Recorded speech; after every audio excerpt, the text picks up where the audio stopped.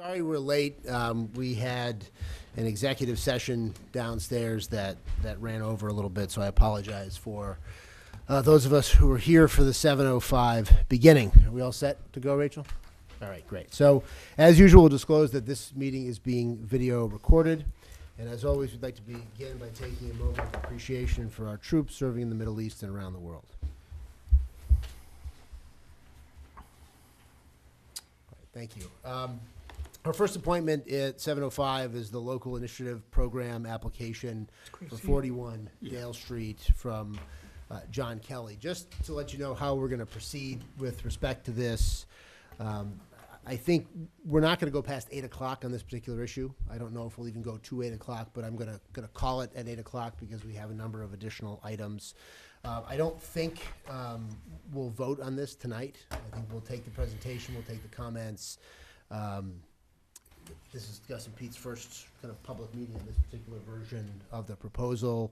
I don't know that you got the memo from the Affordable Housing Trust Board before tonight. And so there's some stuff to review. They'll have the draft of the proposed agreement with Mr. Kelly if we do go forward, so to the extent you have comments on that. So I think we'll take any questions. We'll start with a presentation from Mr. Kelly and Mr. Winslow. We'll then have any questions from Mr. Peterson and Mr. Murby, and then questions and comments from folks who are here. And as I said, if we don't finish before 8 o'clock, I will call it into it at 8 o'clock because we have other matters to discuss. And we will schedule this for an additional meeting depending on any follow-up items, any questions that come out of this. We'll schedule it for a follow-up meeting and a vote at that time. And that's it. So with that, John, I'll turn it over to you and to Mr. Winslow to begin. Thank you, Mike.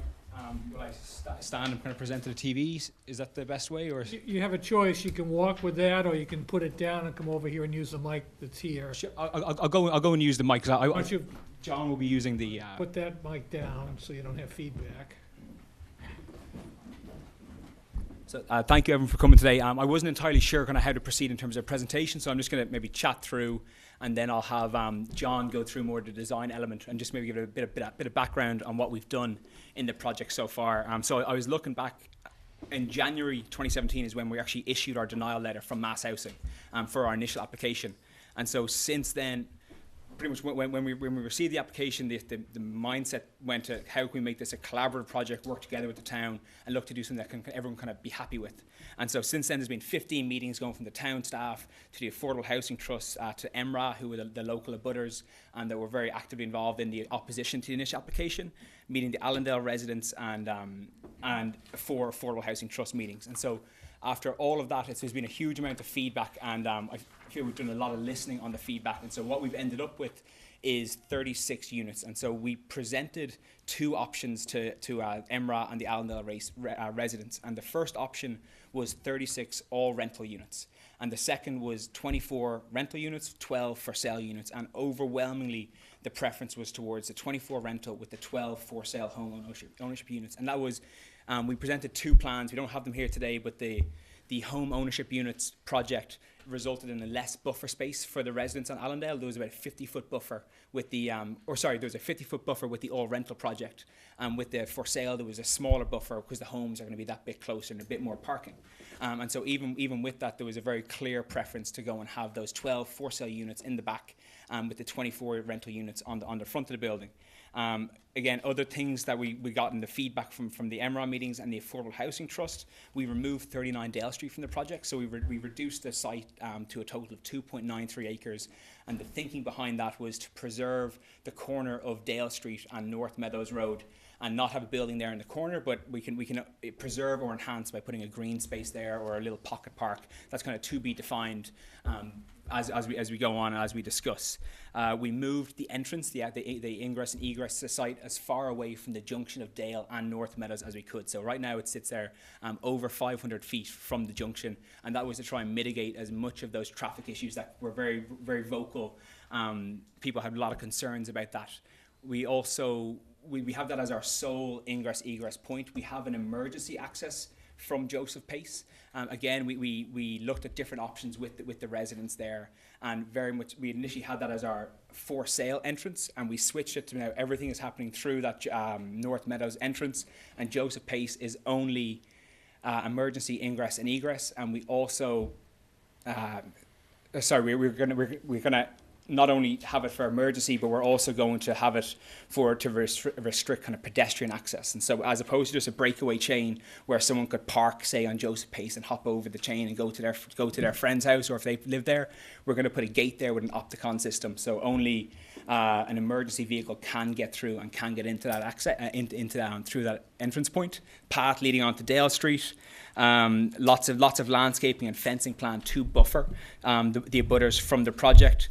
From the meetings, we went from a ratio of 1.5 spaces per unit when we initially met with EMRA, and now we sit at 1.94. So we've stepped up to 70 parking spaces for the project with a total of 60 units. And one of the things as well is that we've included on a lot of our floor plans, we have units that kind of specifically appeal. Maybe it's to kind of modern living, or maybe it's to more senior appropriate, but it's the ground floor having a master living, kitchen, all on that single level. So 23 of the 36 units have the ability and that's for the ownership and for the rentals, where you can live on a floor, and if you are the resident there, you can have your master, your kitchen, you're living on that floor, and then it's either that's the unit, or there can be bedrooms upstairs as Anne for the affordable housing, our grandkids coming over, or that kind of thing. We're 36 units. We're 2.93 acres. So we're showing a density of just over 12 per acre, which to give reference, you have something like the park, which would be more like 10 per acre, and then with the smaller infill lit projects happening around town, they go from probably 15 to 19 units per acre as you get closer to the town, and then out towards 90 North Meadows, that's more like 10 an acre as well. So we kind of sit in between those two, and we pick the density in between those two ranges of that 15 to 18 and 10 further from the town. I think with that, I'm going to hand it over to John, and John can kind of go through the thinking on the design, can go through the thinking on the elevations, and on the context of the greater site in the area, and then we'll get feedback from the crowd and questions. Thank you. Thank you. Do I need to speak in this, or can I speak? You do, for the purposes of Okay. people watching at home or on the video. Okay. So, Greetings. Thank you. My name is John Winslow Architects. Occurred to me to say that whatever you think about Darwin, evolution does happen. And this development represents an evolution of quite a distance from where it was a year ago. Mr. Winslow, were you the architect of the 200-unit proposal? Yes, it was. Thank you. Yes. So we're presenting tonight a plan that's, as John indicated, grew out of many meetings with the town, with the residents, a lot of listening. And it's a plan that we believe is a very contextual plan. It's a plan that reflects as best we can the surrounding area, and we're delighted to have that opportunity. So I know you know the area, but I'm going to take this down. But just for starters, this is the site itself, up on Route 27 near the intersection of Dale Street and North Meadows Road, right here.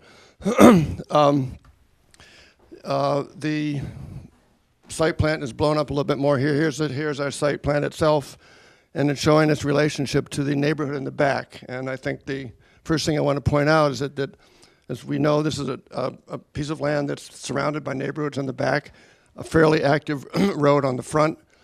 And what we've tried to achieve is to design some buildings that reflected the residential character of the area as best we could.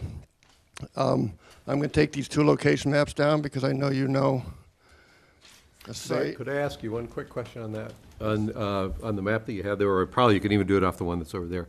The 39 Dale Street, is that the first house that's at the corner, or is that the little leg that juts out at the corner?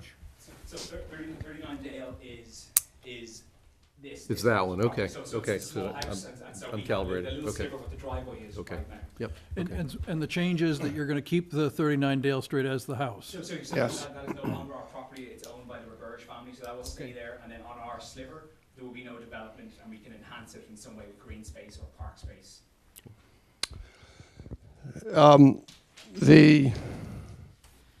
Before I talk about the site plan itself, I think I want to talk just a little bit about the kind of buildings that we're proposing.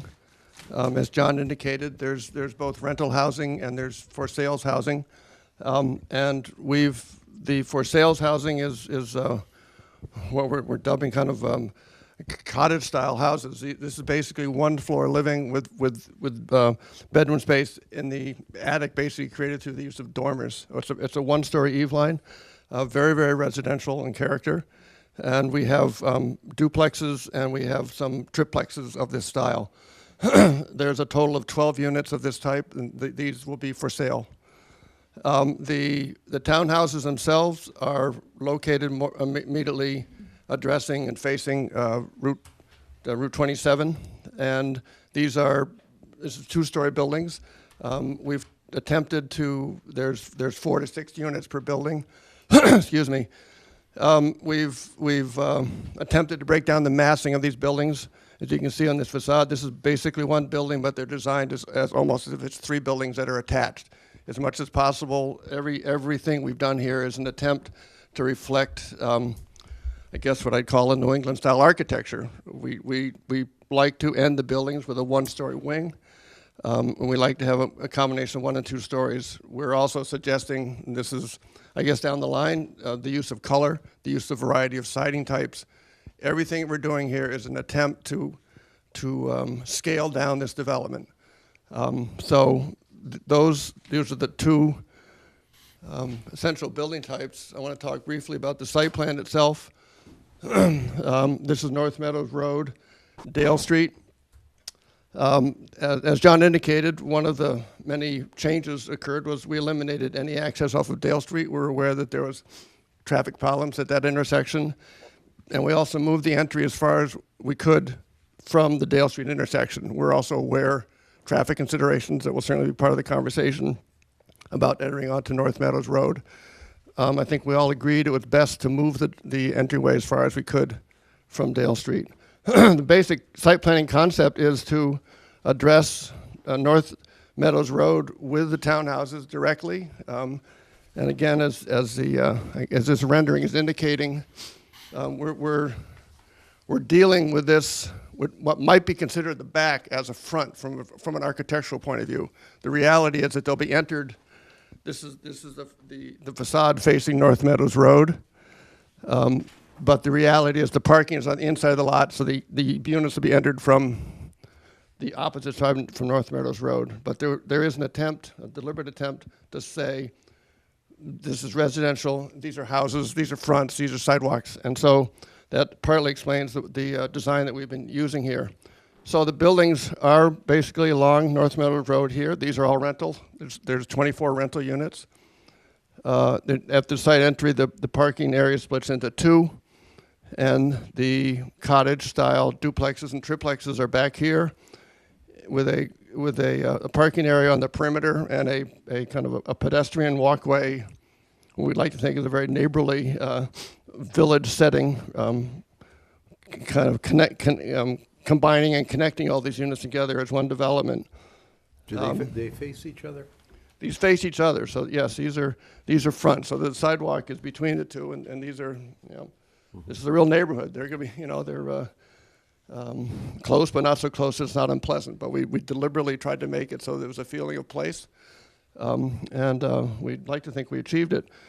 The consideration of the residents and homeowners in the back, we paid a lot of attention to. These are small single-family houses. Again, I know you know if I can find which one is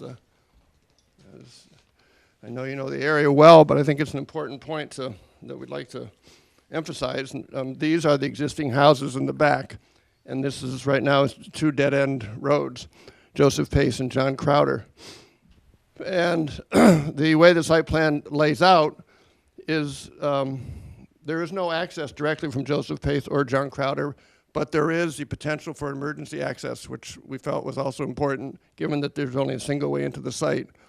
These 2 site plans are the same, by the way. So as you can see, that there's a cross-hatched area, which is an emergency egress area, and as John indicated, there'll be some treatment of that, so cars can't come back and forth. Emergency vehicles can.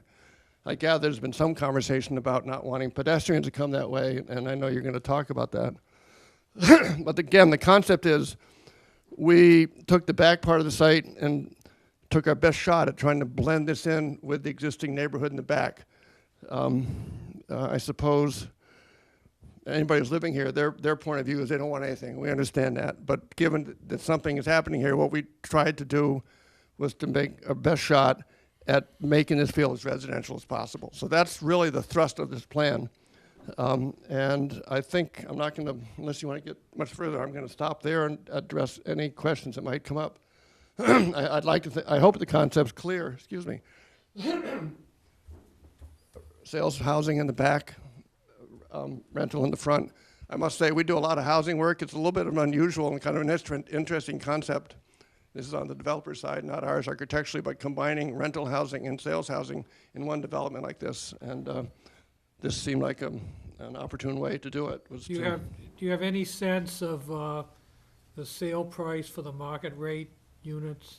So we're basing it off about $525 for a 2-bed and $594, I believe, for a 3-bed. So it ends up being about $330 a square foot. And I think Medfield's average right now is about $300 a square foot, and I think the median sales price is somewhere around the mid-6s to the high $600,000. And part of, just to maybe to elaborate slightly on what John was saying, in terms of our concepts there for there, we have, it was based off, there's a project in Rhode Island called Cottage on Green, and so it's an award-winning project for new urbanism. And what they did is they had the parking all centralized off to the side, and so it was very much, you have that compromise being of the parking, no driveways, not getting into your garage. But when you do get to your home, it's a nicer experience because there's walkways. They had vegetable gardens between the buildings, so there's the potential for that kind of nice small scale. And we also knew that if we started to put in driveways with garages there, you start pushing up the height, and so we either lose the density, which would mean the project would no longer be feasible or would work, or you have to go push up heights to say a garage and 2 levels above, which would be overlooking the neighbours, which we didn't want to do. And one final thing as well that we showed, we're not on one of these plans here, but we are right now, the site has a peak height of 173 feet, and so we're proposing to pull that down to about 160. Which sits 3 feet higher than the neighbours around. So even when we're talking about a 2.5 floor building, it is not sitting 10 feet above the neighbours behind it. It's sitting 2 or 3 feet above the neighbours behind. I was curious about one thing. The preference, when the point about the mixed rental and sales, but it was a clear preference of the citizens here. I was curious why they did that. I hadn't been at the meeting. I'm just curious why that preference, it caught me by surprise. My read would have been, I suppose, Just want to take my read might have been that I think there was a preconception that the level of a renter was less desirable than the level of a homeowner, and so the fear was, and it might have been, and I think it was partly maybe us not communicating clearly that our intention with the rental units here, as we see in Medfield, there's a lot of mid-market, maybe low to mid-market rental, and a lot of it is kind of compromised, dated, tired units, and what we're looking to create here is a higher end unit. So it's 9-foot ceilings, it's quartz countertops, it's stainless steel. It will be a higher end rental experience. So I think they might have been clear that was what we were hoping. But I mean, for us, it would have been a simpler, more straightforward project to do 36 all rental. But it was so clear. We knew that, again, in the spirit of listening to what the neighbours and the stakeholders would want to hear, it was very clear that this was the way that people were hoping. And it was the same. It was a question on the Affordable Housing Trust that people were kind of surprised. It was so overwhelming, the preference. So the for sale units, 3 of them will be affordable? Correct. Yeah. So a total of 9 affordable units, 6 rentals, 3 for sale. There's 27 units that will contribute to Medfield's SHI going. Because going all forward. the rentals count. Correct. What about your utilities? Where are your tie-ins? Will your wiring be underground? And Yeah, that is the plan. Yeah. So that I think the level of detail hasn't been gone into at this point, but it will be underground, and that tying in from what's there on 27. and your sewer and water tie-ins, will they be through Joseph Pace Road, or will they be? I know there's a sewer pump station. I don't know for certain, but I know that the original, based on the original work, it was coming off of the 27, I believe, or was it there? I'm not 100% sure now. The engineers we're kind of looking after that, and that'll get revised if this is kind of acceptable. That will be the next step to take the engineering and the civil stuff on. Yeah, I'm just thinking because I know that Allendale is tied into a pump station behind the town garage. And also, I think that Turtle Brook, I think, may feed into that also. So you better make sure, if that's where you're tying in, that there is capacity in that pump station to handle the number of units. So Absolutely, and Yeah. engineers will make sure that that is the case and go to the most logical Yeah. ways. do you have any idea on landscaping yet? What you're going to be doing for landscaping? Any special features or? Chris will want to know if you're putting trees in. So- And so I don't think we haven't specifically identified what's going where, but the mindset has been that in terms of all of the landscaping when it comes to the abutters, where you have the DPW over here, so it's maybe less significant.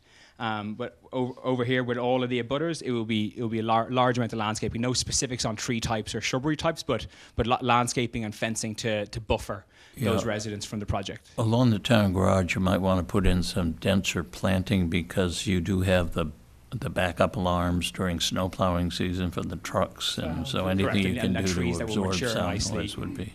And lighting too, anything that would screen lighting from it, although the lighting in the town garage is directed down, but it's something you ought to think about in terms of your landscaping to provide a bigger buffer.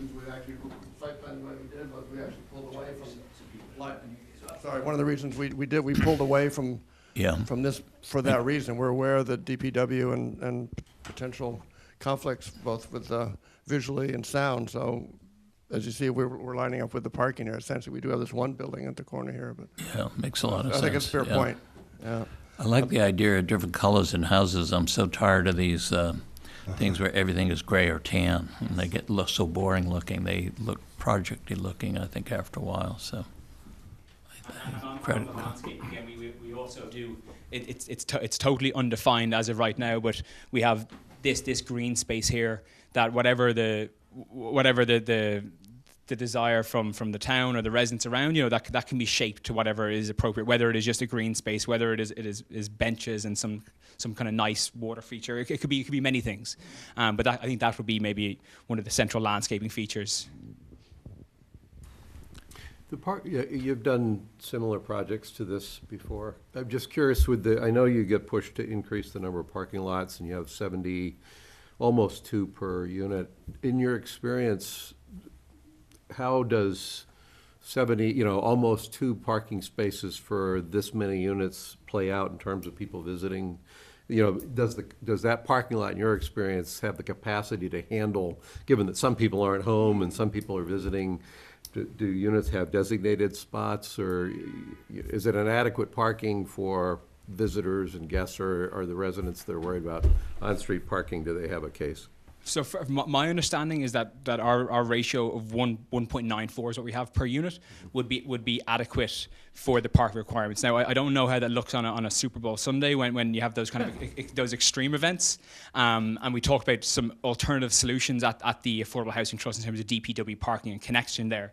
But for an example, you have the park at 92 units with 1.7 spaces per unit, and I think Sarah had investigated, and there'd be no reports or issues or complaints in terms of parking or that not being an adequate amount of parking. It was part of, I think, their actual approval was that if there was an allocation of additional spaces if it wasn't appropriate, and there has been no need for that. So I would, based on what our understandings and from what consultants would say and experience in looking at our projects, it would seem like an ample number of spaces.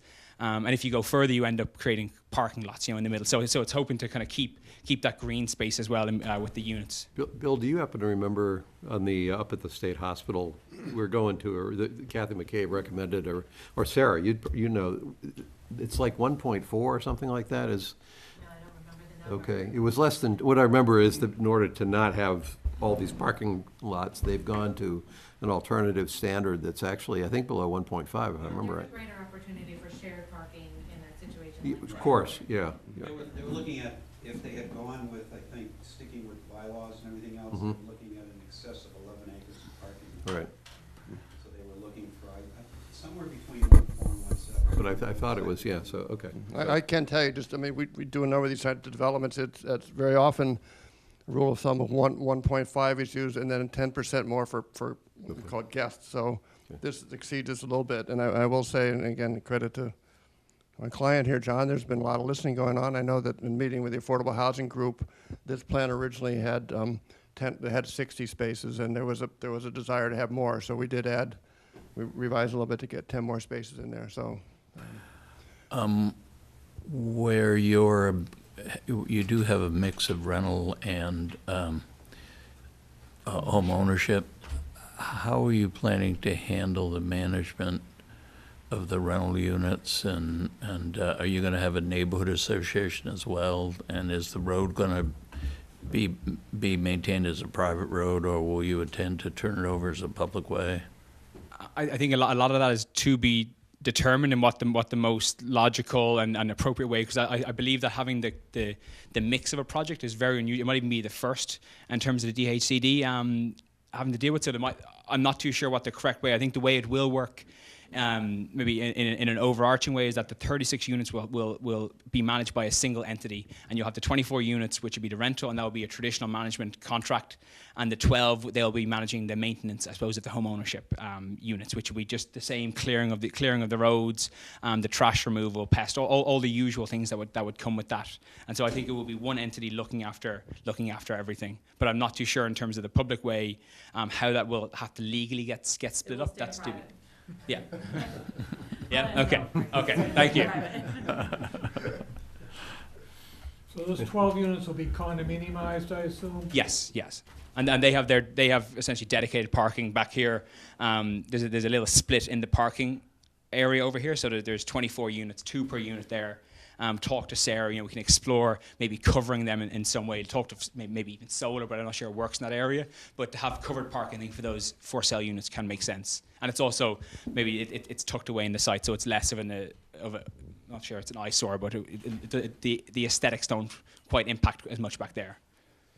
So again, if I were in that far right-hand living unit, well, down one, that one, and I was gonna park up in the covered area, I'd be so tempted to pick that corner right there. Yes.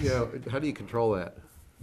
I think that, as I understand, what most managing companies do is they have one for the rentals, there'll be a dedicated space, 1 per unit, and then everything else is kind of come as you go. And so there'd be an element to that. I think, I'd imagine that the residents will kind of get into it to maybe a routine. You know where your space is and you park. You will have this for sale, so that it will be more attractive maybe by it being covered. Okay. So I suppose someone could nip in there and do it, but I think you will have them designated that these spaces are probably catering to these guys first and foremost, and I think that these are the ones that would most likely be more for the overflow, the visitor spaces, say. Okay. I had 3 questions. First, I took a couple very specific ones. Mr. Winslow, you said that the rental units are basically going to face on Route 27, it sounded like, from a design standpoint. Yes. And I'm wondering whether that's going to cause visitors to park on Route 27 to go in the front doors, and whether you're trying to avoid parking on 27. I assume you're trying to avoid parking on 27. I mean, that's just yes. Right?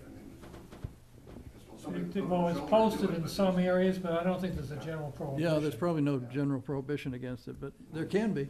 Yeah, and probably there should be, I would think. Yeah, I mean, that's fair point. I guess I'm speaking as a designer. I mean, we're wanting to not have this feel like they're turning your back to the street. Yeah, I understand. We're going to respect the street. Okay. And we want the buildings to respect the street. So all right, that'll get worked out later. So my second question, very specific question, was the rental units. I didn't understand whether they were 2-story units or single-floor units on. Yeah, they're single floor units. Okay, so some are on the first floor and some are on the second floor then. Yeah, all right. These are the floor plans. These are the floor plans themselves. It's I hate to call it a conventional apartment building, but it has a central corridor, and there's an entrance. And a unit, there's 2 units per entrance on each floor, so that you come in, you go to a unit, or you go upstairs and you go to a unit. And then there's what we call the wings, which are 1 story, which are using architecturally, which have they're a townhouse, they have their own direct entry. Yeah, so it's a combination of a townhouse and a very small apartment building. Okay. And then my global question has to do with the number of units, the 36, 12 units an acre, that's clearly way denser than the zoning for that neighborhood. And I wondered if it works economically, Mr. Kelly, to have it less than 36 units for you. And so this is a question that's come up with the Affordable Housing Trust as well with various members. And for us, what 36 represents is the absolute cut to the bone for the project. I mean, we presented Absolutely. it's cut to the bone in terms of all the reductions that we see that we can carry out and have it still be financially feasible, most maybe importantly bankable and financeable by a bank. It happens at that level, and so I think I shared the development budgets with you guys, and you can see on that home ownership it is quite tight.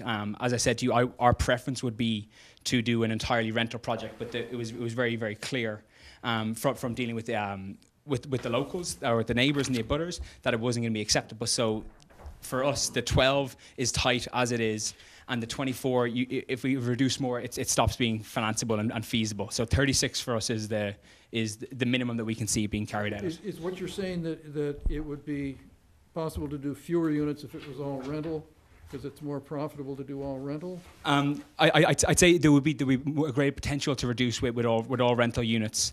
I think the rental units, you can probably build them slightly cheaper and they end up being of a similar or maybe even greater value when you get that economies of scale of a 24 versus 36 unit development. Okay. Or 30, whatever it would be. Maybe a follow-up to that on the sale units. How confident are you that the current targeted prices are going to be workable for you? I would feel absolutely confident. I mean, it sits below the median level. It sits below probably the average level in Medfield. So that's where I'm coming from, is that in thinking of other constituencies where on the senior housing side, if the format is friendly to seniors, the price range is in something that's a lot closer to what we're targeting for some of the senior housing. So it's that if it works, as long as it stays there and doesn't bump up, then it I actually think could be. Chapel Hill started at around that Well, level. I live near that one, so now you know why I'm asking the question, but. We designed, by the way, these cottage-style units are designed, like I said before. Where's Chapel They're Hill? designed with a one-story In fact, equine. they changed the name. And the other thing, as John mentioned, Larkins. is we have we've worked it so that it's a master bedroom on the first floor as well. So we It's can very have consistent seniors with one. one-floor living. I think that's probably a likely potential market, yes. As I said, 23 of the 36 units have that Yeah. kind of feature to it. Anything further? Pete, anything else? Nope, that's it for me. We'll take questions or comments from the public now. I would just ask that you identify yourself by name and street. You can either go up to the podium or wrestle the microphone away from John, and so the folks at home and on YouTube can hear the questions. And so, Mr. Pucci, you want to start us off? Yeah, I'm Dave Pucci from Charlesdale Road. I've been against the project from the get-go because I think Medfield is missing an opportunity for this lot particularly. I think we've missed an opportunity to meet the affordable senior housing needs that you could have done here in a walk-to-town location. There's alternatives for, say, a group housing environment that you could have mentally challenged people live there and be able to walk to town and work at the stuff in town and then go back. So I think we've missed an opportunity to not do that. And so I'll get off of that aspect of it and talk with specifically what's going on here. I still think it's too big a development for that size lot. And I'm mainly concerned at this point, I have a bunch of other things I'll be concerned with, but I'll let other people talk first. It's really the impact when we were originally talking about the 200 unit thing, and I commend them for getting away from that concept and trying to make something more scalable to what we're used to seeing. But there's still the town impact of having to deal with the water and sewer going in and out of there, the streetlights and all the infrastructure that's surrounded by that. And from the original early days in the Dale Street group and in the Emerald group, it seemed to me that that was one of the big issues to the town, that we're going to have to foot that bill. No matter what gets developed here, we're going to have to deal with that as taxpayers of the town. So I don't know if there's a way to negotiate that into this, that whoever develops this site has some culpability for that. If we suddenly have to put in a new water main or a sewer line, down 27 seems like the obvious place for an engineer to think about, but I don't know what's there. I don't know what's under the ground there. So I don't know if there's an impact there that should be addressed at the planning stage. And I think that is something that the ZBA will certainly look at in the course of this. I mean, when you do your engineering studies and the rest of it. I don't know the answer to that. I mean, I think the impact of 200 is going to be a lot different than the impact of 36 and that stuff. But I think that's obviously they have to do their engineering analysis in the next phase if we move on from this phase. Yeah. And when does that get done in the process? That's part of the once the selectmen were to approve it, it's part of the application process to get. I don't know what the steps are that you're following with this. They may do some preliminary, but basically at the ZBA level, they don't have to have done detailed engineering. And the ZBA usually has a consultant that they hire at the developer's expense to review all those utilities and parking requirements and landscaping, and then they report back to the zoning board. So, And it sounds like, from what Mike Sullivan was saying, that there is a sewer issue there, because if the adjoining properties need a pump station, then it's likely that that one would too, I would assume. yeah, I'm not sure, because, I do know that Allendale is tied into the pump station, I believe,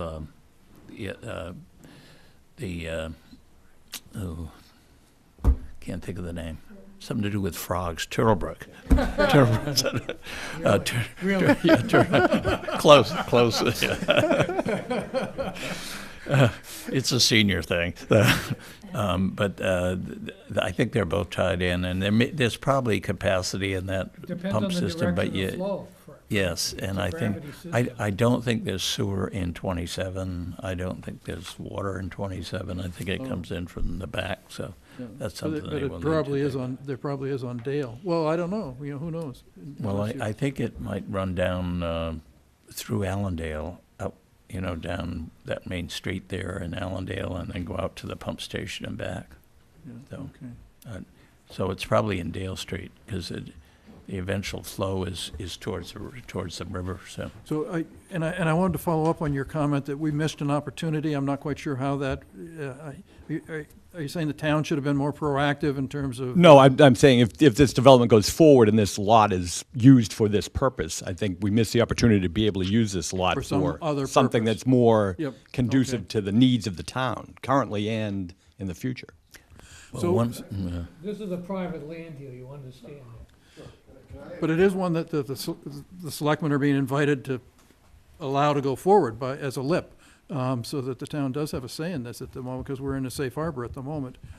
So I had, what you suggested, raised an idea in my head when you mentioned the group home, and all of a sudden it dawned on me that is there a way to get more affordable units if we took one of the sale units and had it as a group home? Because that could get us 5 affordable units for that one property. I think you're really complicating the mix. Just mixing rental and home ownership in and of itself is enough of a challenge for It's a pretty good development. site for a group home, actually, because it is fairly near the downtown. Well, it's just a thought. I was just jumping back to that engineering. Just take the microphone if you could. Just jumping back to the engineering question in terms of capacity in the sewer. I mean, our approach anyway for the ZBA would be to have an absolute comprehensive engineering report to know what has to be done and where it's going to be done at that level. And I will talk to our engineer now, maybe in preparation for the next meeting that can occur here. And I'm not sure it will be conclusive, but get an indication in the work that was done before and get clarity on that. Maybe just do some due diligence with water and sewer in terms of checking their infrastructure and where it's located. Yeah, and I think it's probably it's been done. So I'll dig it out and we'll have it for you guys for the next meeting to get clarity on that. And just as a follow-up, Pete, I know this gentleman suggested that as an opportunity, but I've been on the other side of those kinds of proposals, and they meet with equal, if not more, resistance, so they can. So it's not an easy. Yeah, it depends on what the what the group home is. I stood in front of a group of residents in Newton once putting a group home in their neighborhood, and half of them were outraged, half of them were pleased. My favorite comment was from the neighbor who said, "At least now we'll have a number to call. When the BC students lived there, we didn't have any number to call to get things fixed." Laurel. Laurel Scotty. I have 3 questions. In prior discussions, there was going to be a path to Dale Street for the children for the bus pickup. I don't see a path. Is there still that path? It is still there, running behind, so it links from all the units running behind the for sale units, connecting on Dale there. The siding, the facade of these buildings, will it be siding and not prefab block? Well, if we have our way, it would, yeah. I mean, it would more than likely be cementitious clapboard siding or and Clapboard shingle. siding, okay. Clapboard and shingle, and possibly some panel. I mean, You just said cement board? cementitious board. Yeah, all right, I call it cement board. Yeah, yeah. It's like hardy board, hardy Yeah. plank. Hardy plank. I mean, frankly, almost all the jobs we do now is with cement, hardy plank, or that's a trade name. But It that's really not- lasts that much better, huh? Yes. Okay. And the industry's gotten used to it. The biggest resistance was from the contractors. It's difficult to work with, and but it's very, very common now. Doesn't have to be painted. Right, right. I- But it's I very gotta say expensive to put that in. Our experience with it is that they're very, very good on clapboards, and we use it all the time. They're not so great on shingles, and the industry's struggling with that. The clapboards look good. The clapboards look awesome, I realize they do. I'm not sure for the industry, but they really do. The shingles, you have to be a little more careful because they tend to make things perfect, and shingles aren't perfect. And when you look at hardy shingles, they look perfectly like that, but there's something wrong here, you know. So they're working on that. And then, of course, my last comments are on parking. And even tonight, there was concern about, are you facing these rentals to 27? Will people park on 27? And this 1.5 parking spaces per unit is ludicrous. This isn't a city. We are not a commuter town. We don't have a train here. Nobody walks you must have a car if you're going to work. You have 3-bedroom units. You're going to have a teenager in there. There'll be 3 cars for the family. It's a fact of life. The town is taking a different turn. You're putting in rentals, and you're not putting in the parking that's needed. You're going to have a problem, and if it takes 11 acres to put necessary parking up on Hospital Hill Road, that's what you should do, because otherwise they're going to be parking on Hospital Hill Road. And I'd rue the day. I hope you don't do that. I hope that mistake is not made, that parking is just put on the wayside, that, oh, our zoning says 1.5. To be clear, you've got almost 2, they're not at 1.5, they're at 2.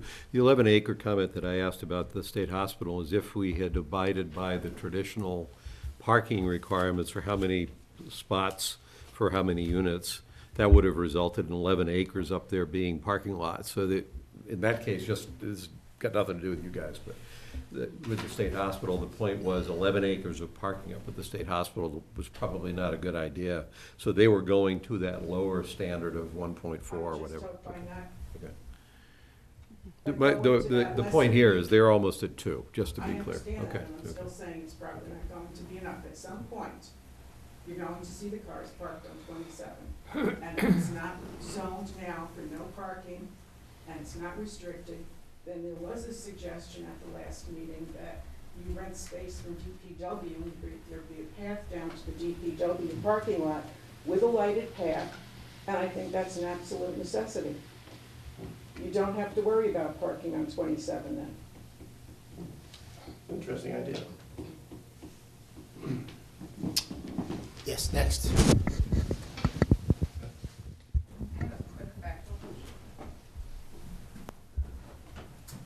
Can you tell me a little bit about your price calculation in terms of whether the spaces for the owner units are covered, and what your thought about walking as far as somebody may need to with their groceries or their children or anything else from that parking lot all the way to, say, that corner lot there? Like, what's your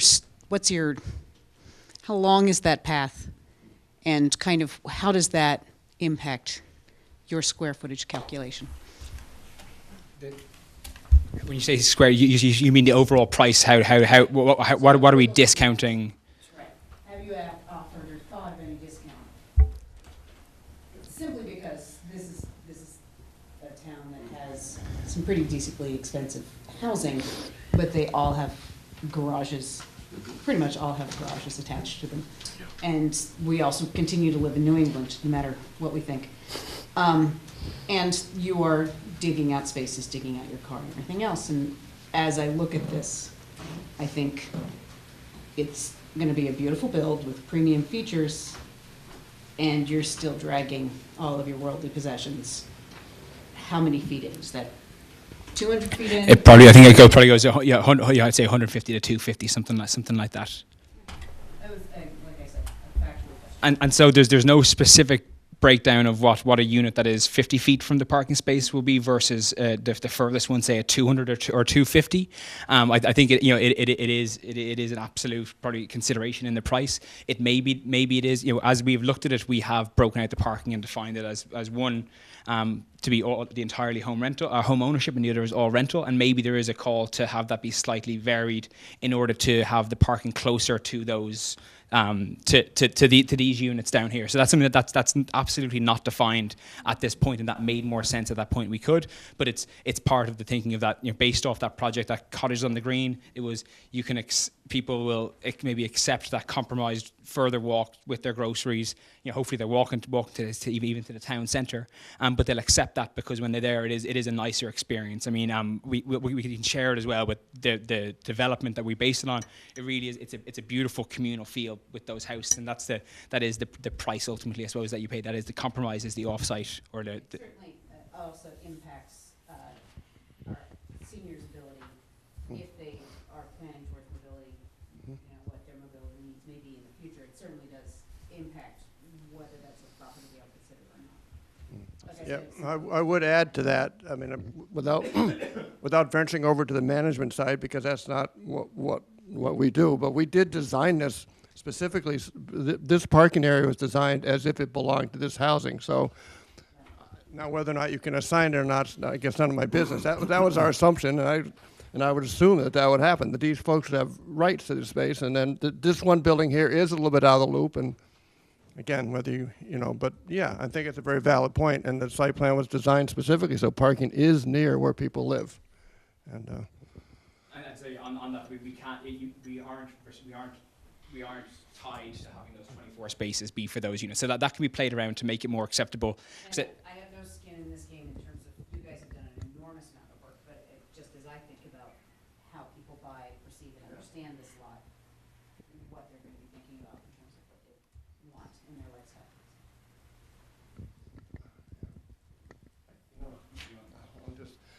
again, this is more management than architectural, but I mean, as we all know, even though these are called affordable housing developments, these things sink or fail by being accepted by the marketplace. So you cannot put something out here that's, less quality or less good. If anything, maybe it has to be even better. So things like that have to be taken into account, and we certainly are trying to with this, and I'm sure it'll get even more refined. I think it's a very important point, and these things have to sell. So we'll have one last comment here from Mr. Pucci, and then we'll wrap up this portion of the meeting. Yeah, and I think you segued too with the management. I think that was one of the risk factors that it was identified during the Affordable Housing Trust conversations was what kind of management company can you get to manage a property of this size with the rental not being very large, not that much income coming in. So I think it's a risk for abutters, people that live nearby there, to wonder if these renderings are going to in fact look like that, if they're going to look like that in 2 years from now, if it's going to be properly managed or not. And I know those details still need to be worked out, but to tell me that Walt Disney is going to manage it at some point, it would be nice to have a better feeling that you have some plan in place that there's actually a feasibility for the management of the small property. And just so on that, so everyone's aware, in terms of our budget, for the rental portion, we've allocated 7.5% of gross receipts to go towards the management company. There's $100,000 in terms of reserves for that, and so as we understand that, that's a higher than usual management fee for this size of development, and that's to account for the size, that's to account for the geography of it. And so I actually talked to the Great North property managers today, just very preliminary, reaching out to various managers, and so they were absolutely on board to the size was no issue, the location was no issue, and so as I understand, they are one of the larger management companies in New England. Again, it's preliminary, reaching out to many of them, but I talked to one of them specifically today, and it was all very positive. The fee was totally acceptable, the size was acceptable, and the location was acceptable. So from what we understand, the levels that we've assumed are correct, and also just from a project standpoint, I've said it, I think a few times, that when it comes to the maintenance of the quality of the building, of the maintenance of the paths, when it comes to snow and having things be clear, if that is not looked after, all it does is it's just gonna kill the rents, and then you're facing a crisis because your values get destroyed. So everyone from the owner to the tenant to the bank to the town, everyone's interests are aligned, as I would see, where everyone wants the best possible management there in order for as a developer, it's to achieve a higher rent, to maintain, or to pay the mortgage, to give the funds there, and so everyone is in line there, where if there's an issue, it hurts everyone, not just the tenants. And so it's 100%. I was emphatic with the Affordable Housing Trust, because I think there was some concern that it could be a smaller managed project, and like you get a real estate agent to do it, or myself to do it. And there is no chance. It will be professionally managed by a legitimate, credible company that absolutely would be acceptable. So I think we will probably suggest several options, and then the town can give feedback. And if there's absolute reasons why not to proceed with certain ones, we can. But we listen to it. But it will be a legitimate, credible third-party manager. Trash removal and snow storage. I know nobody likes to talk about snow lately, but it is important with the parking area that size that you make provisions for snow storage on site, and also that your trash dumpsters be screened and well hidden and maintained. So. Absolutely, and so we haven't specifically identified them on this, and it probably happens at a later level. But again, we want to hide that stuff because it doesn't look good. It doesn't smell good. So it's in everyone's interest to hide that and hide it well. So we will absolutely do that and plan for that. Well, great. We're a little past 8 o'clock, so I think we'll wrap this up. Thank you, Mr. Winslow, Mr. Kelly. Sarah, can we get copies? I thought they'd be in the packet of the Affordable Housing Trust Board memo for Gus and Pete, and we'll post that on the website. And then also copies of the draft agreement so that they can review it and give any comments. I don't think it's in here. It's a whole stack of stuff, but you both should get copies of the draft. I didn't see anything. Okay. It might be in the pile. I know they got a copy of the guide that we adopted tonight. This thing. No, we'll get The guide is just for your future reading. Was there a recommendation from the committee Yeah, as so to how to proceed on this one? So the Affordable Housing Trust Board voted 5-1 to recommend proceeding in this. And in the memo I have, it sort of summarizes, it mostly describes the current status of safe harbor and planning and how this fits in for future applications. And so it goes through what it would look like if this were approved. It would go through what it would look like if it weren't approved. I also included in the memo from the member who voted against recommending it, his points. I asked him to give his points as to why he thought we shouldn't do it. And so that's included in the memo as well. And then you also have the updated, and all this stuff will be up on the website as well. And if anyone wants more copies of this, they're welcome to grab it. You've got a copy of our tracking chart here, which is in your stack as well, which identifies the current status of the different projects that we're working on, and just some very rough timelines. This is a color one. For them, it's in color, and so this is, we update this every month. We put whenever there's upcoming meetings about these projects on this spreadsheet. So does your committee's memo about it indicate the level of support in the neighborhood amongst the neighbors? No, it mostly, I mean, I think it mostly goes through what I would call sort of the safe harbor analysis and how this fits into the overall Okay. strategy. We didn't attempt to summarize, we have, the Affordable Housing Trust had 4 meetings on this. We had a meeting on January 9th at the Public Safety Building, when we had meetings on February 26th, February 27th, and March 22nd. And there was a fair amount of work done by Mr. Kelly and by members of the board in between. And all of those Affordable Housing Trust Board meetings followed the meetings that he described with the neighbors, with EMRA, with other groups before it came to So us. the meeting of your committee that I attended, there seemed to be a fair amount of commendation for Mr. Kelly for the distance that he had come in terms of meeting the neighbors' issues. So that I guess I left that meeting with a general sense that the neighborhood was in favor of it. I think some are, some aren't. I mean, Okay. we didn't take a poll, we didn't take a scientific review, so I'm not going to speak to say the neighborhood is a big thing. And so I certainly, look, the meetings were smaller as time went on, but that's not to say that the continued concerns are not valid. It's not just a matter of numbers. you. So we didn't have any kind of formal endorsement from any of from EMRA or the neighbors, but we did have some people who were were in favor of it as well. But we didn't try to judge it by how many people were in favor or against at any particular meeting. So we'll put this on for a future board meeting. We have to talk about our schedule with our pre-town meeting work, and so we'll see.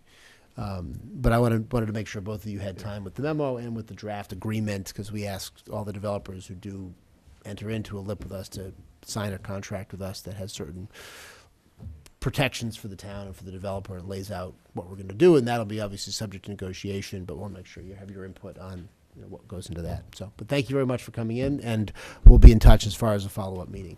So, Thank you.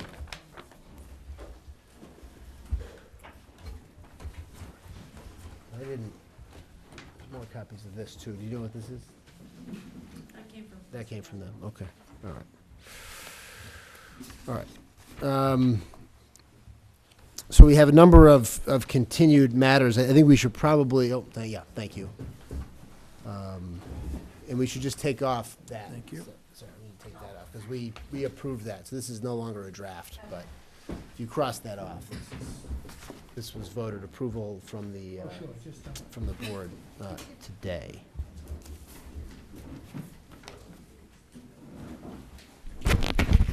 So unless there's any objection, Peter, Gus, I thought we would skip the continued items and get to the action items so we can talk about the financial issues, town meeting, overrides. Unless you want to think we need to deal with some of the other stuff first.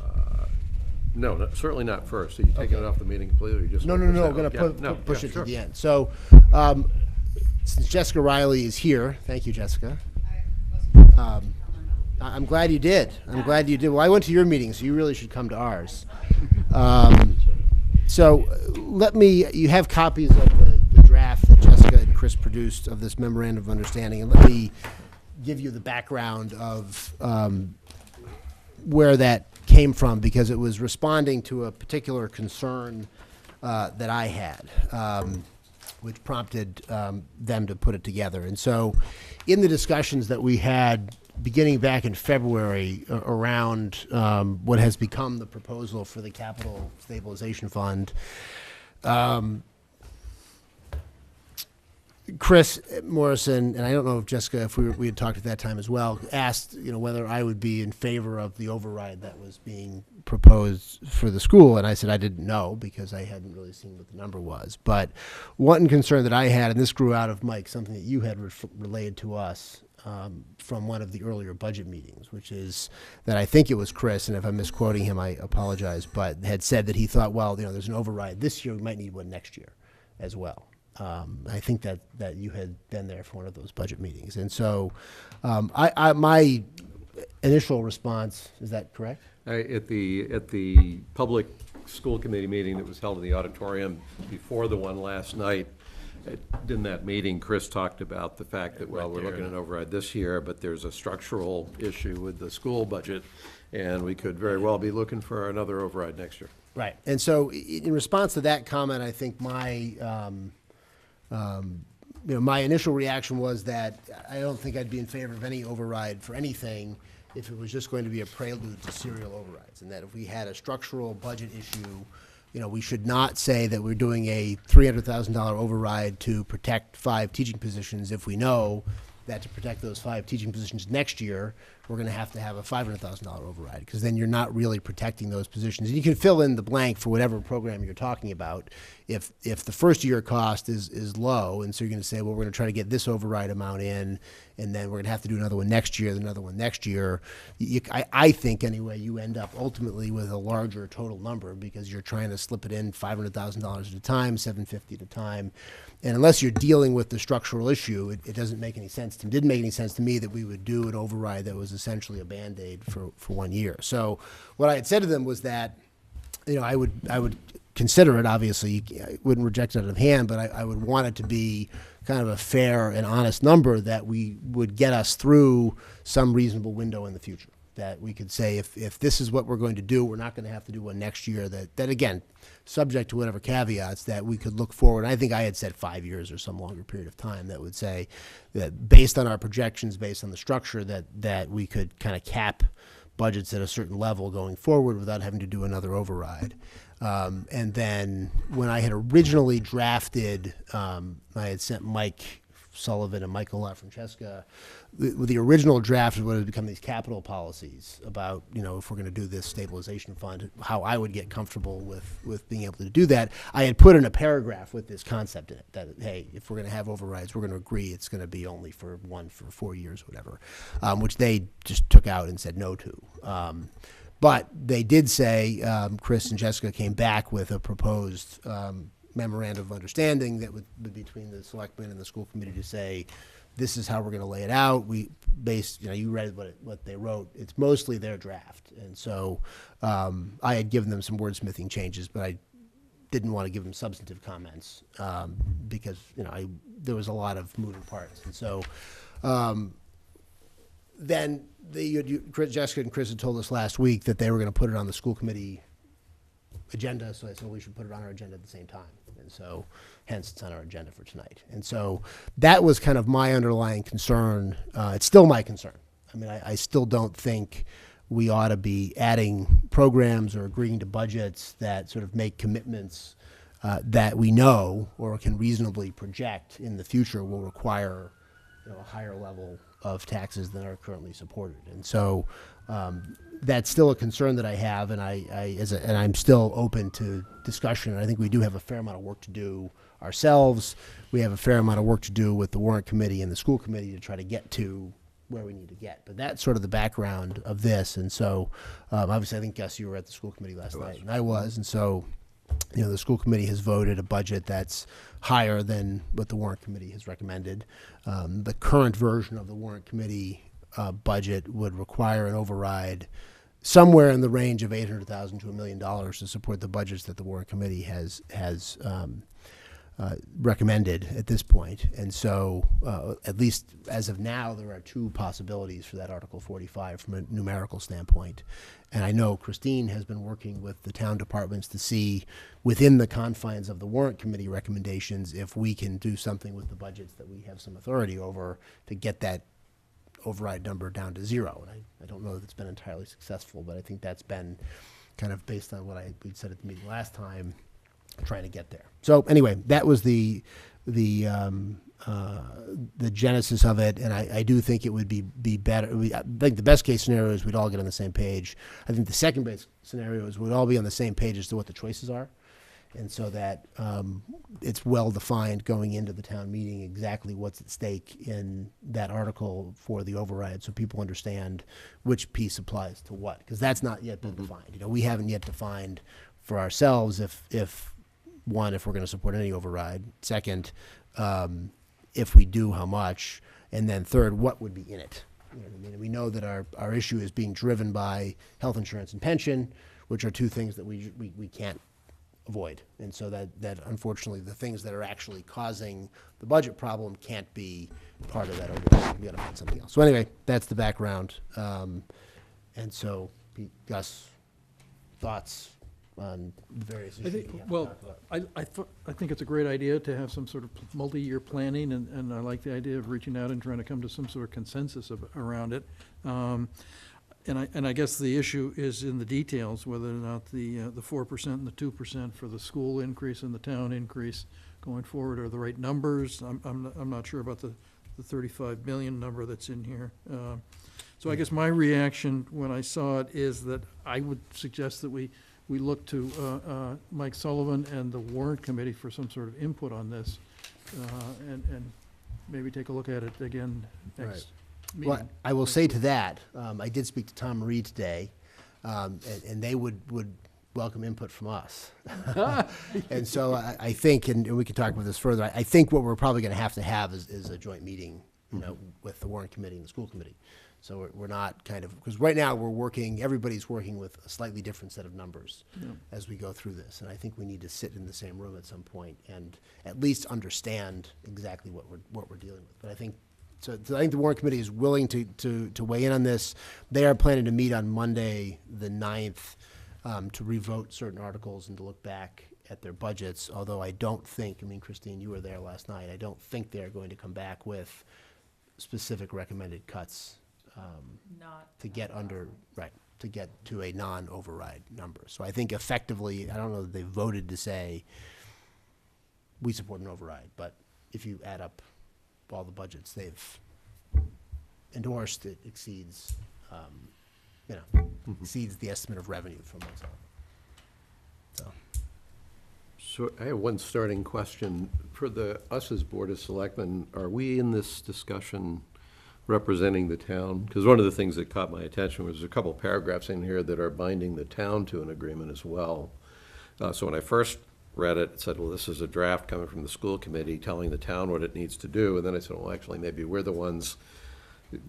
I was initially thinking about this as looking at, as a member of the Board of Selectmen, looking at the total agreement to see if it was good for the town, as opposed to this being a negotiation between the Board of Selectmen representing the town departments with the school committee representing the school department. So how should I think about it? Well, I don't know. I'm not going to tell how you should think about it. Here's how I think about it. I mean, legally, the school committee has line item control over their budget.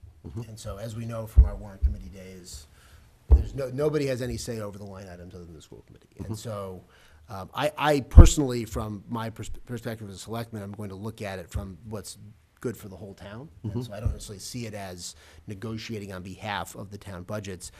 The budgets the school committee doesn't control, we do control. And so effectively, it's an agreement between the two budgetary control departments in the town about what we're gonna try to do. And since we're working with the same pool, the idea is to come to, if we can, and I don't know if we can, kind of come to some agreement that, okay, from our priorities on the budgets that we control, we think this is sufficient, and we will commit to do our best that when we propose budgets and when department heads are proposing budgets, that they're living within this guidance.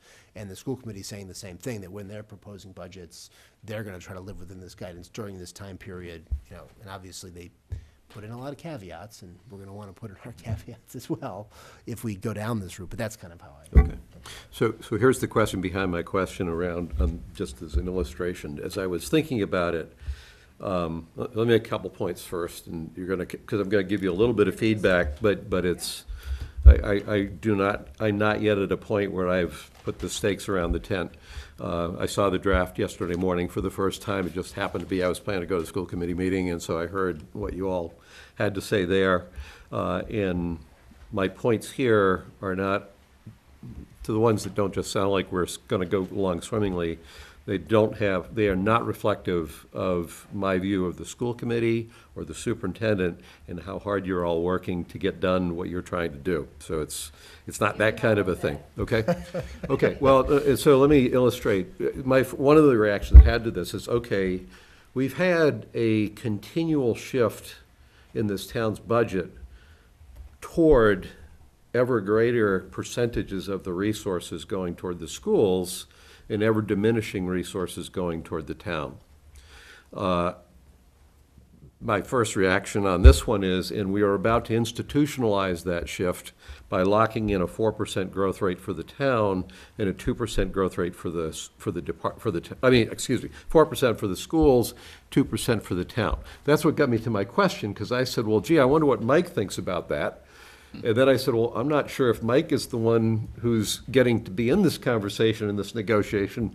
Maybe we're the ones who are doing that. That's what was behind my starting Mike question. can be in any conversation he wants to be in. But, Well, yeah. but he does have, look, he has to tell us, Yeah. if this is unrealistic, then it's unrealistic. And the idea is, I think, to get to a realistic number, not that this is a realistic number. Well, part of the problem is we have the same problems the school has in terms of, for example, solid waste budget this year. China decided that they're not going to take solid waste or recycled materials. That drives the cost to our budget up considerably. That's something we didn't know about. The federal government decides that we've got to do stormwater management, the regulations, and all of a sudden they dump all these things on us. So the problem is we are being subject to the same pressures in a way that the schools are being subject to. And to say that the town is only going to get 2% and schools are going to get 4%, you're basically saying you're heading towards one town department. Eventually, if you kept that up, you'd have a school department and no other town departments. You'd lock the town hall and close the library, and because it's not going to work. I think the problem is there are some unrealistic expectations, and I'm going to address this at town meeting. I think people want more than we can afford. If you look at the budgets this year, we are looking at $1 million for an override for a feasibility study that's leading to a $30 million bond issue. We're looking at an $8 million water treatment plant, $1 million to paint the water tower, $330,000 to fund a park and rec building that's probably going to cost $8 to $10 million. In addition to the Council on Aging, that's going to cost $1.5 million. We're talking about suicide prevention coordinators. I think the school has 4 new positions they're budgeting next year so they can maintain class size at, 22 students or something, which I guess they know more about it than I do, being from a first grade class with 54 kids in it. But I think people have to understand you can't afford everything. Our revenues are growing 2%. Our budgets are up, 6, 8, 10% in many cases. It's an impossible thing to do. I think people have to realize you have to do without sometimes. You can't have everything. Now, I understand last night they were talking about all-day kindergarten for every child. We have, at the solid waste meetings, there was discussion, well, why don't we have curbside pickup? I said, are you going to close the transfer station? No, we like that too. We want both. People got to get with it. When a kid goes into a candy store, they want some of everything. And the parents have to say, okay, you can have 1 or 2 things, but you can't have it all. We are looking at a situation where they want it all, and they want it all this year, and we don't have the money. And so I think we have to make some tough decisions and stick with them. And I think I was kind of shocked when I heard the school budget was going up above the original submission. I mean, the warrant committee gave them an original guideline of 4%, and now they're up to, the original budget submission was 5.85. It was dropped down to 4.96, and now it's back up to 6.16. Where does it end? Where do we finally say, enough is enough? We can't afford our average tax bill is $10,800. Now, for some people, that's nothing. A lot of people, it's the difference between whether they can stay in town or have to leave. And I think people have to be aware, because this is Medfield, doesn't mean you can open the purse and throw money at every problem we have. Because we're 95% residential, we have to hoard our resources and spend them wisely. We can't have everything, and that's basically where I come down. I'd say it's unrealistic to expect the things that people are asking for this year. Right, and, oh, go ahead. So that issue is on my mind when I saw the 2% and the 4%. And I think that's, that's a reality that we have to deal with. I think, Jessica, you can correct me, but I think the all-day kindergarten is being paid for by the people who send their children to all-day kindergarten. So at least that one little piece is not something that automatically adds on, just to clear the record on that. Except the space to put them in. Yeah, that's well, there's a tuition that presumably covers part of that, but I understand there's a space constraint. The part in here that talks about we will avoid an override we'll avoid an override with a base for us of 4% and a base for you of 2%, and we won't have an override. The town will have an override. That's actually not a level playing field for that. So I somehow or other we got to figure that piece out. For what it's worth, I do think the school committee's decision to move up from the 5.92, which was something on the order of about an $80,000 impact, from a political standpoint, think that was a tone-deaf move. For that piece, forget the rest of it, but for that piece, I was kind of tone-deaf. It happened to be, I've talked with, and I don't have a position on this yet. I haven't had enough time to get one, but I happened to be talking with Christine last week, I guess it was, not this week. She told me, and these are anecdotal, but it's what it informs me for where I'm at. Town employees talking among themselves about how maybe we can just cut back 3 hours on our jobs so we don't have to worry about laying anybody off. A police chief who's saying, I think I can save $20,000 by not painting the stripes on the road this year, which is a compromise of public safety. And a statement, which I'm sure is true, that was made at last night's school committee that said, well, gee, our teachers alone, it's a 4% increase every year just for that. Something's not right in that. And I'm not saying it's all in the schools, because we do have great schools, but somehow in that picture, this draft would take us down. This doesn't sit right with me. Because I don't think it's not fair. I think it will eventually, if it just kept going, it would eventually extinguish the town budgets. And so it's not a trajectory you can stay on. Maybe it's a trajectory you can stay on for 5 more years, but I don't see an end to it. What I would like to see is, okay, if there's a structural issue that we need to address, first off, define the structural issue, then we make a programmatic decision about whether the structural issue leads to an automatic need to pay, which it might, or whether it leads to a need to restructure the underlying cost that we have, because what we should be doing is not looking for ways to circumvent the Prop 2.5 limits at a time when taxpayers are not getting more than these 2 or 2.5% increases. What we should be doing is figuring out how to Mike's point, how we live within a Prop 2.5 set of constraints, just like we all do personally when we don't just run up a credit card bill because we want to buy stuff that we want, but we didn't get a raise this year. So I'm not trying to point fingers. I'm not trying to put a hammer down, because I wouldn't know where to put it down. But I don't see this as getting us to a solution. It might be getting us to some sort of a 5-year issue. The other piece that worries me is that even with this, with 4% going to schools and 2% going to town, where the school is almost 60% of the budget and the town's 40%, I'm looking at some of the things that we're trying to do, whether it's redeveloping the hospital property, whether it's paying for the townwide master plan.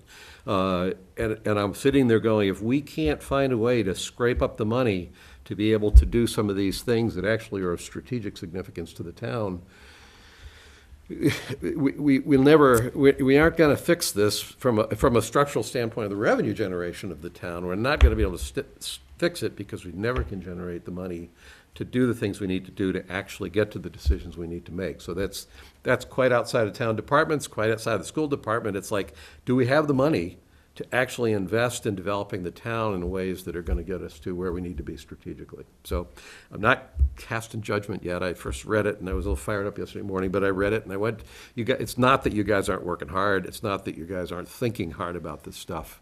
It's just that, taxpayers have budgets, towns have budgets. It's unfortunate that the state sometimes can throw costs at us that they don't fund. It's unfortunate that the federal government basically doesn't have to use a whole lot of discretion if we can just take out debts, but at the end of the day, the rubber meets the road at taxpayers, and I don't feel like taxpayers are prepared for a 10% bump in their real estate because they've been making so much more money this year. I mean, one, and I don't disagree with anything either of you have said. I mean, I think one of the realities here, I mean, if you look at any kind of chart of inflation, of cost inflation, there's a bunch of them that you can find. And you chart inflation from 1985 to now, and you can pick as many different categories of items that you want. And all but two of them go like this.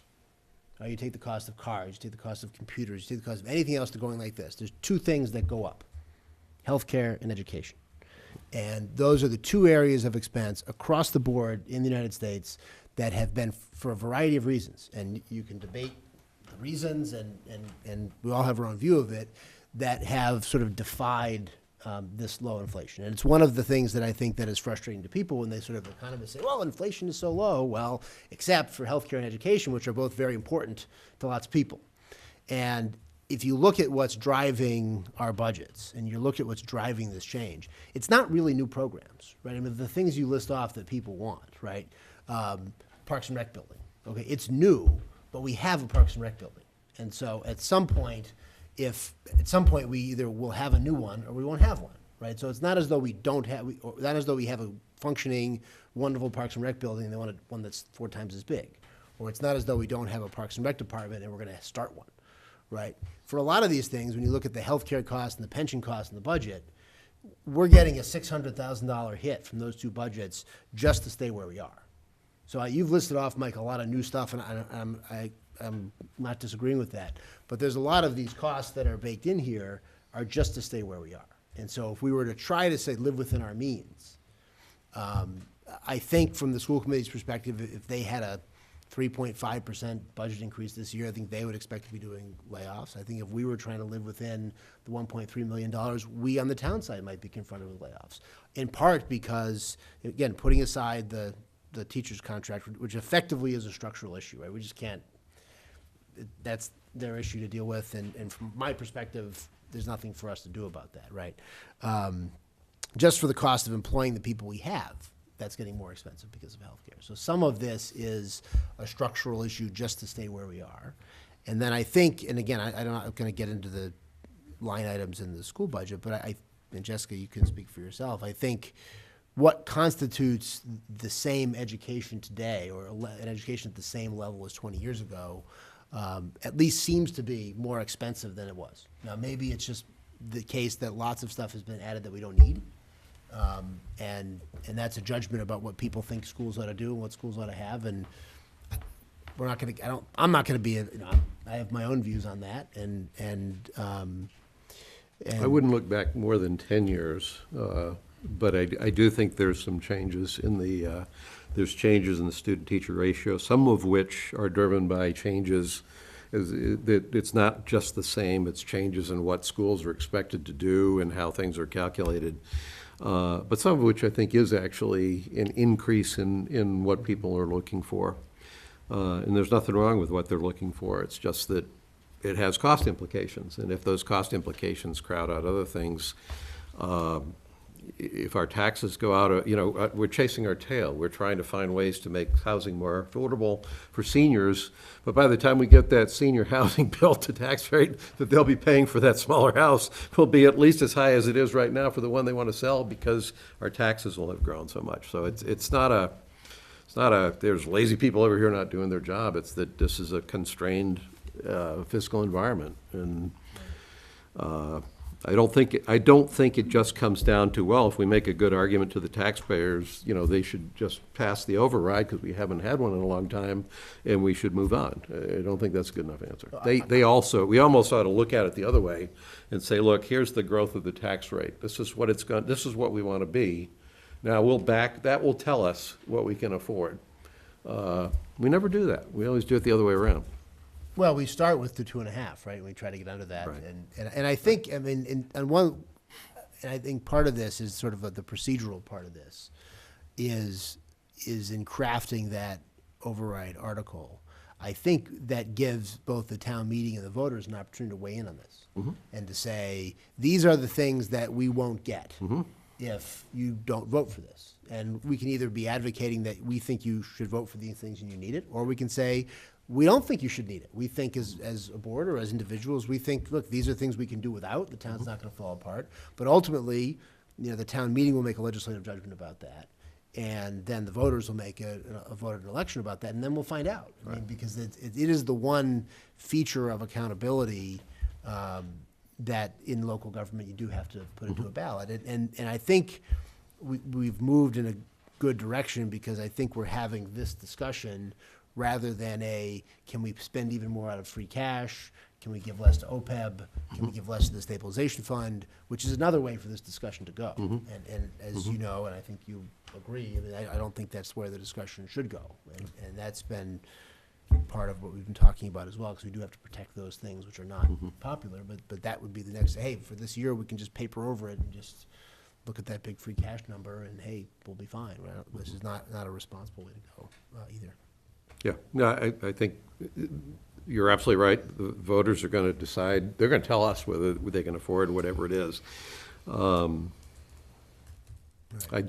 to make sure that information is laid out there well. So it's too easy to tell voters, well, you just decide. And it's like, if you don't set them up to make an informed decision, you don't have to tell them which way to vote, but making sure that they're set up to make an informed decision is key. And I think for the budgets that we control, within whatever the parameters are going to be, we have to sort of define what we can live without, in the sense that among the priorities, if it's going to be no to everything, if it's zero, if it's just the 2.5% increase, then all right, what does it look like? Because we still have that the $600,000 health and pension, which is basically half of what we're allotted under Prop 2.5, right? It's about 1.3 million.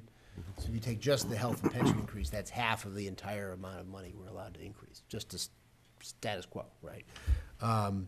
And so to define that, and then define within the different levels of these, if we're going to have multiple kind of, all right, this is what's in each spot, and they can decide that. So do we think we should schedule a joint meeting? I think that's a great idea, yeah.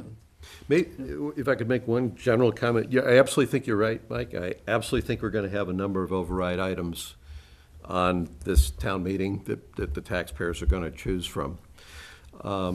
I have a concern, and this is, I'm not trying to, you can take it back, because it's a question of how, and this is going back to everybody. It's going back, yeah. This is not only directed at the schools. I think by my count, we have 5 possible override items on this year's town meeting. To the extent that we can make those override items not more painful to taxpayers than they need to be, 2 things will happen. Number 1, it won't be so painful to taxpayers if they pass them. But number 2, if these are all large overrides, where it's like, you can buy this one or that one or these things here, but they're all pretty big, we run the danger of having taxpayers say, well, all right, I understand we have to approve something, but I can only afford one of those buildings, and so I guess I have to commit to this one, and I'm going to throw the other 4 out the window. When in fact, maybe that's not what was best for the town. If we actually weren't quite so aggressive on the overrides, then maybe at least, if you got to swallow overrides, you can get more than 1 or 2 of them actually that you swallow. And that's, I'm worried that we will box taxpayers into making a decision where the price tags on everything are so high that they can pick one and they have to reject 4. And in fact, maybe in the real world, if we'd been more thoughtful about it, they would have been able to pick 3, and they would have rejected 2, and the town would be better off for it. So, In the past, the overrides have been an agreed number between the schools and the town side, and it's just been agreed as ahead of time how it gets split up. Right. But generally speaking, the overrides have been like one driver, at least since I've been around and familiar with. This is like, we have multiple drivers going in Yes. multiple directions this We do have time, multiple so. this year, yeah. And the other structural problem we have is that the state is sharing less of their revenue with us every year, and so that they're basically transferring obligations that we provide to our property taxes that were otherwise provided on the income tax and the other state revenues that they were getting. So I was just going to ask if Jessica is willing to present the school committee's position on the budgets to us tonight. I'm not willing to do that tonight. I think Okay. it's irresponsible without really also having Chris here. And also having people understand more if this is truly us being understood. What our constituencies invested in. I just don't want to discuss that without, I'm sorry, I'm not being All right. obstructionist. I do absolutely understand, Gus, many of your points. I mean, I've sat through as many warrant committees as I can without going to school committee, because I gotta go there too. And I do understand what an incredibly tough nut this is to crack. Given that, I think that we have made as informed a decision as we can, and we can work from there. That's what we do as a town, right? So I'm looking forward to our conversation. We can talk about a venue for that where we can all fit, and to the extent there's gonna be, Including Give the me public, here. including the public. including the public. You got a high school auditorium. I did, I did put together these sheets. I have a couple of extras for people in the audience if they want to take a look at them, to give you an idea of what we're looking at. Can you pass those over?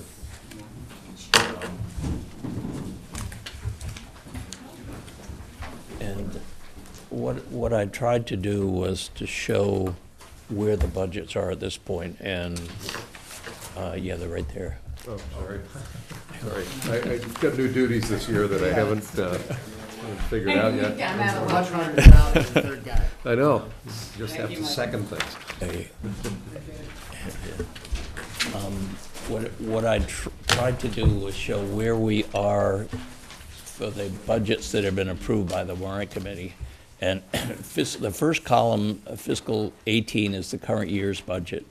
The second column, fiscal 19, are the recommendations of the warrant committee, since this is the warrant report that they give to town meeting.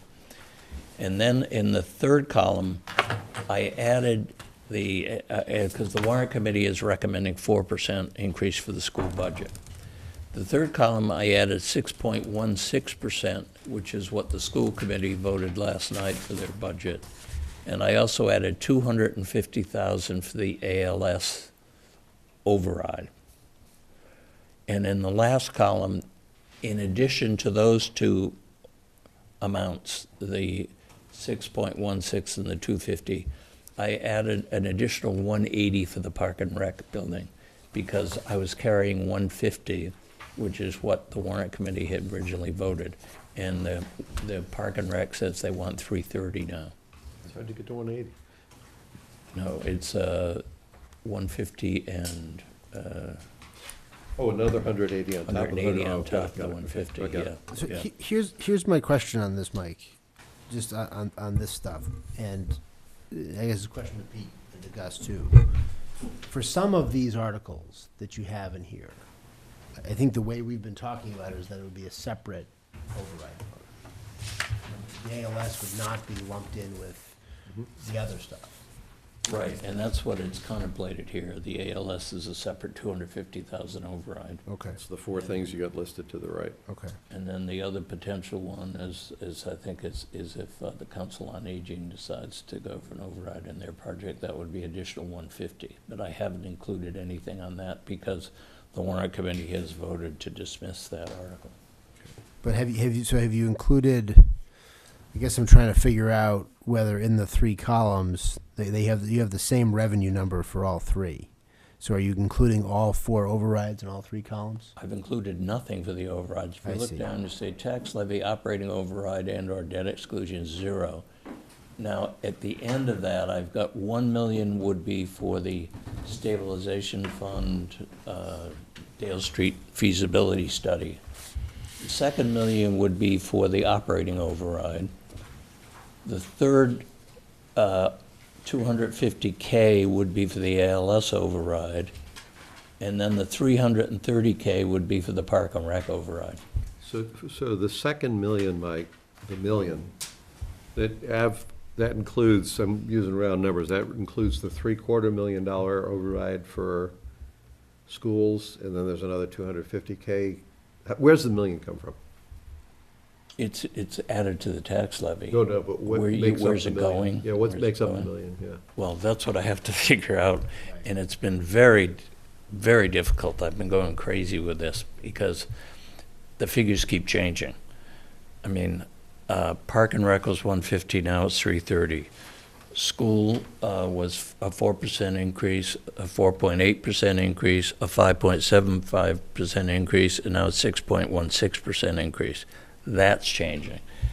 ALS, we had that discussion the other day with Georgia and Yvonne and Joy and Matt to try to figure out, are we talking 250 or 380? Yeah, we're talking 250. How's that going to be structured? I want to make that Yes. totally clear, because we I think I do found- not yes. know what next year's override will be. So there's, I mean, I would have gone Yes. with the 190. The committee chose 250, so there should be no doubt about that. Okay, well, that's why I I got, put. I got a rather disturbing read- email from Tom Marie that number had been changed, and I wasn't informed of it. Yes. And I'm not at all pleased with that. Well, I read your memo, and that's why I Good. put 250 in Okay, there. thank you. So, Good.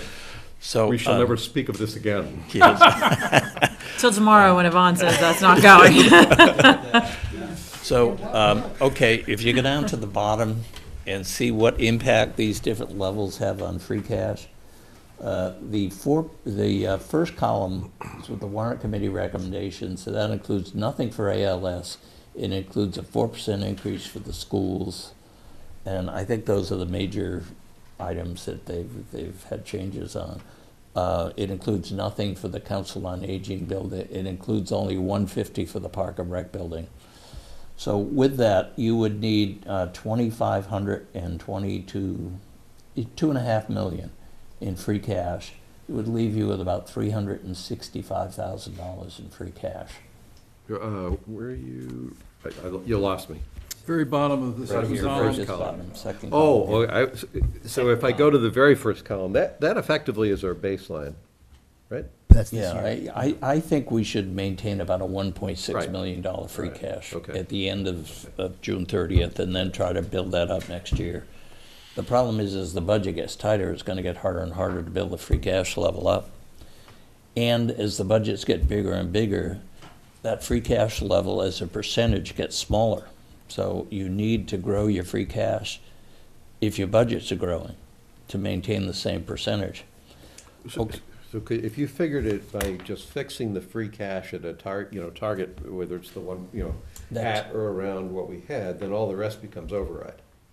Yes, and that tells you how much your override's gotta be, Right.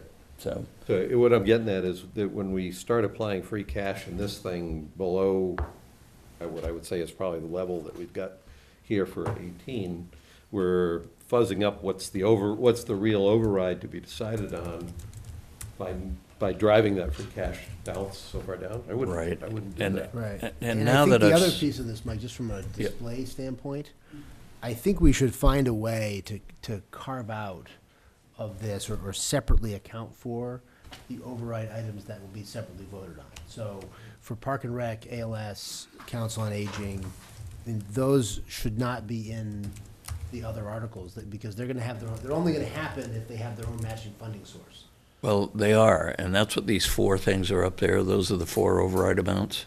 So I see that, but they're also still in, But they're all separate articles. right. The article for the 1 million is the Article 43 and 44, I believe it is. Yeah. Those deal with the stabilization fund and the Dale Street funding schedule.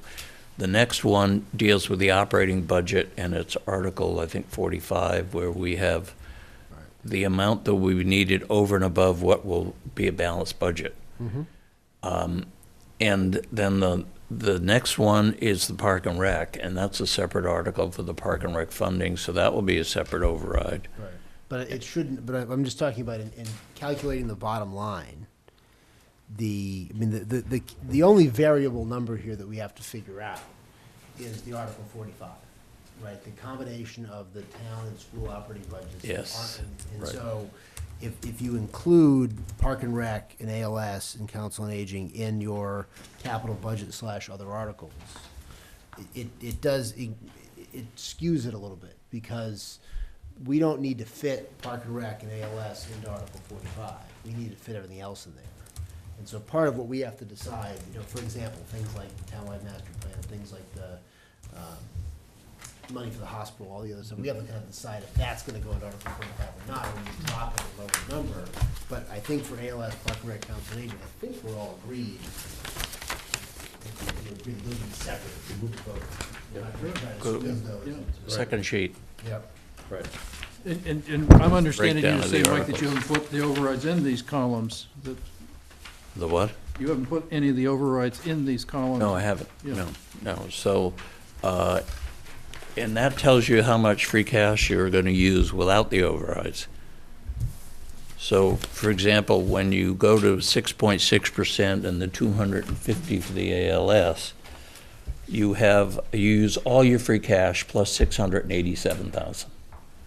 So you're using $3.5 million in free cash without any overrides. But, Mike, I think, for me, that's like I don't know what that tells me.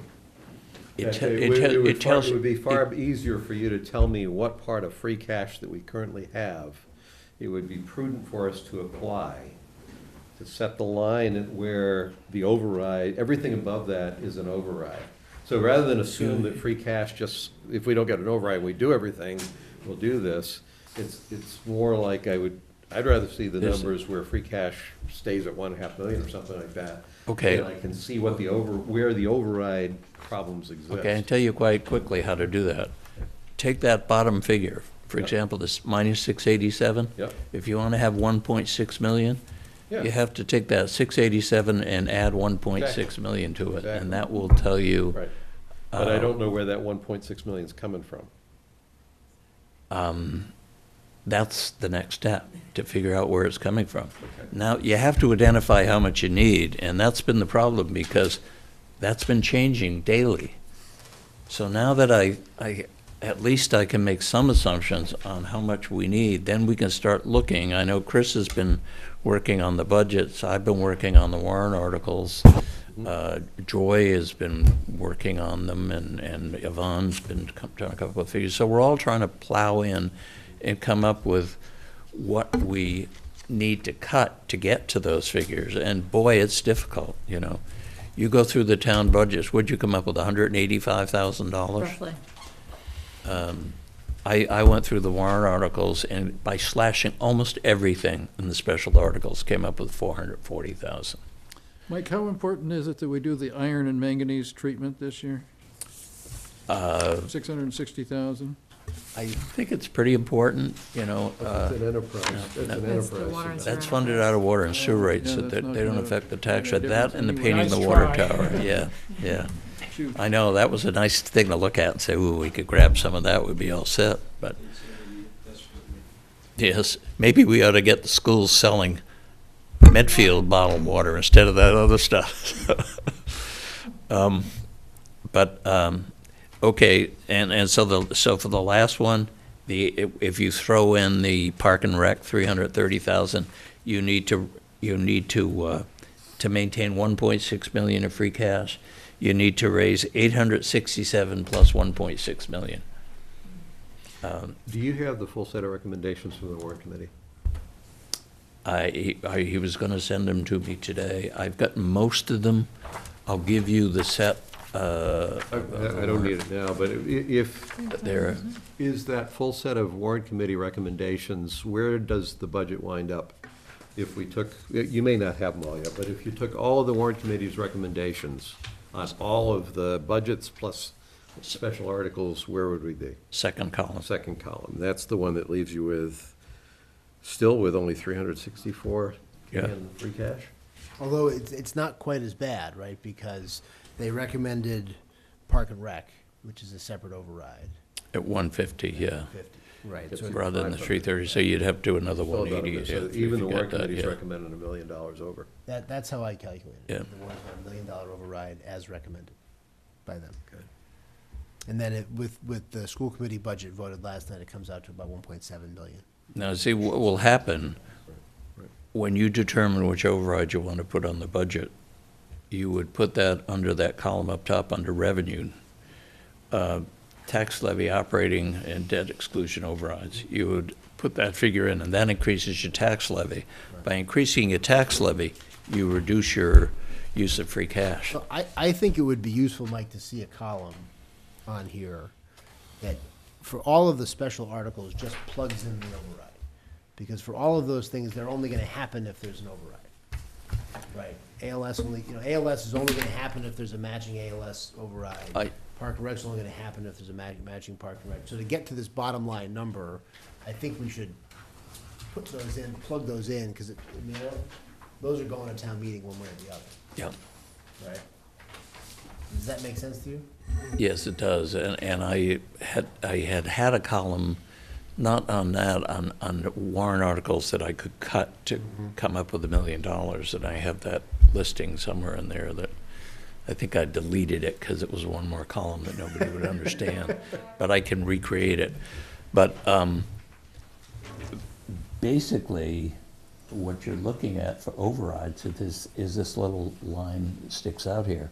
1 million, 250, and 330. Those are your overrides amounts. Now, But the that one- first million's gonna be higher at the school committee voted level, budget voted level. It could well be higher, yeah, that may go up, and that's That's at a what we 4%. have to figure. Because it's figured, the second column is figured on a 4% increase in the school budget. Right. And the school committee is at 6.16, so that's obviously gonna have an impact. Right. And I think one of the things we gotta figure out at this joint meeting is at both of those, at all three of those levels, what goes in there. Because I think at the $1 million level, there's gonna be some school in there. Because I don't think we, short of laying off police officers and laying off people at the library, we can't get the town budgets low enough to have only $1 million override with a 4% school budget, right? So, and then at the $1.7 million level, there's something that's in that next level, right? So at least then, to Gus's point, right, I mean, I think we really have to work hard here to make sure this is presented accurately. That, if the warrant committee's recommendation is gonna be on Article 45 for $1 million, here's what's in that million, right? You're then gonna have an amendment from somebody saying, no, it's gotta be 1.7, Well- here's what's in there. And if you're no on everything, here's what comes out. Well, the way Article 45 is structured, you have to list the operating budgets that the money is going into. And you have to get the operating budgets in the Article 11, the operating budget, down to a balanced level. And you get that down to a balanced level in order to bring your free cash balance up to 1.6 million. So you have to keep cutting until these figures, the expenditure figures go down or the revenue figures go up until you get a free cash balance of 1.6 million. So the light bulb is slowly coming on for me. The town departments are not the problem. The problem is the total insurance, the It's town the- and school employee benefits, and then the good news is that we've been retiring debt and principal. So I'm looking at the warrant committee tracking sheet. Yeah. The insurance is up 438,000. The benefits are up 705,000. So between those two, that's 1 point, just straight, not counting the 2.5% increase that you can offset it. But that gets you 1.1 million. And then the debt is down 203,000, so that's gonna get you to 900. No. That's not the No. town departments, That that's, doesn't help you as much. Most of the debt, if you look at the debt down there, there's three categories. It's right down near the bottom, non-excluded debt, excluded debt, and enterprise fund debt. Yep. The excluded debt cannot be used to raise your tax levy. It can only be used to reduce your, Yeah, I'm just Your looking at tax. straight cash. I'm saying that we're gonna Yes. spend 200,000 less for principal and debt next Right. year, so that's good news in that that's Right. money that we're not gonna spend. right, but of Still that, leaves you at It affects the 900,000. taxpayers the same, right? Whether you're paying taxes to pay off debt Right, or paying, right. it's the same. Yeah. But the point is, Yeah. Mike, I think I now understand the dilemma, is that because the insurance and the benefits they're not discretionary. They went up almost $1 million. And now we're trying to figure out how to squeak out $1 million less, they went up $1 million less than Prop 2.5 allowable increase. Yeah. And we're trying to figure out how to go back to the town budgets to pull back $1 million that town budgets haven't really grown that much. Yep. And the schools are not growing at all, so that's not a place to run. There's nowhere to hide to escape that $1 million. right. And then the reduction in debt doesn't help us as much as you think, because No. a good chunk of the principal interest is paid out of the MSBA Of- fund. Of that 200,000 and, Already aren't paying it. of that 200,000 new debt, you only get 13,000 additional revenue to spend next year. Well, Because the enterprise fund debt goes to the enterprise fund water and sewer surplus, so that's not available for the general fund. And the debt exclusion payout debt reduction, that has to go to reduce the tax levy. It cannot be used to create new spending. But it does mitigate the effect of the overrides It on does, taxpayers. yes, Just not yes. as much as it Un- should, given the un- total amount. Yeah. Unfortunately, one of the problems we're having is we have big chunks of debt that start coming off in 2020 through 2023. But right now, I think it's 21 through 23. Right now, our debt isn't dropping that much.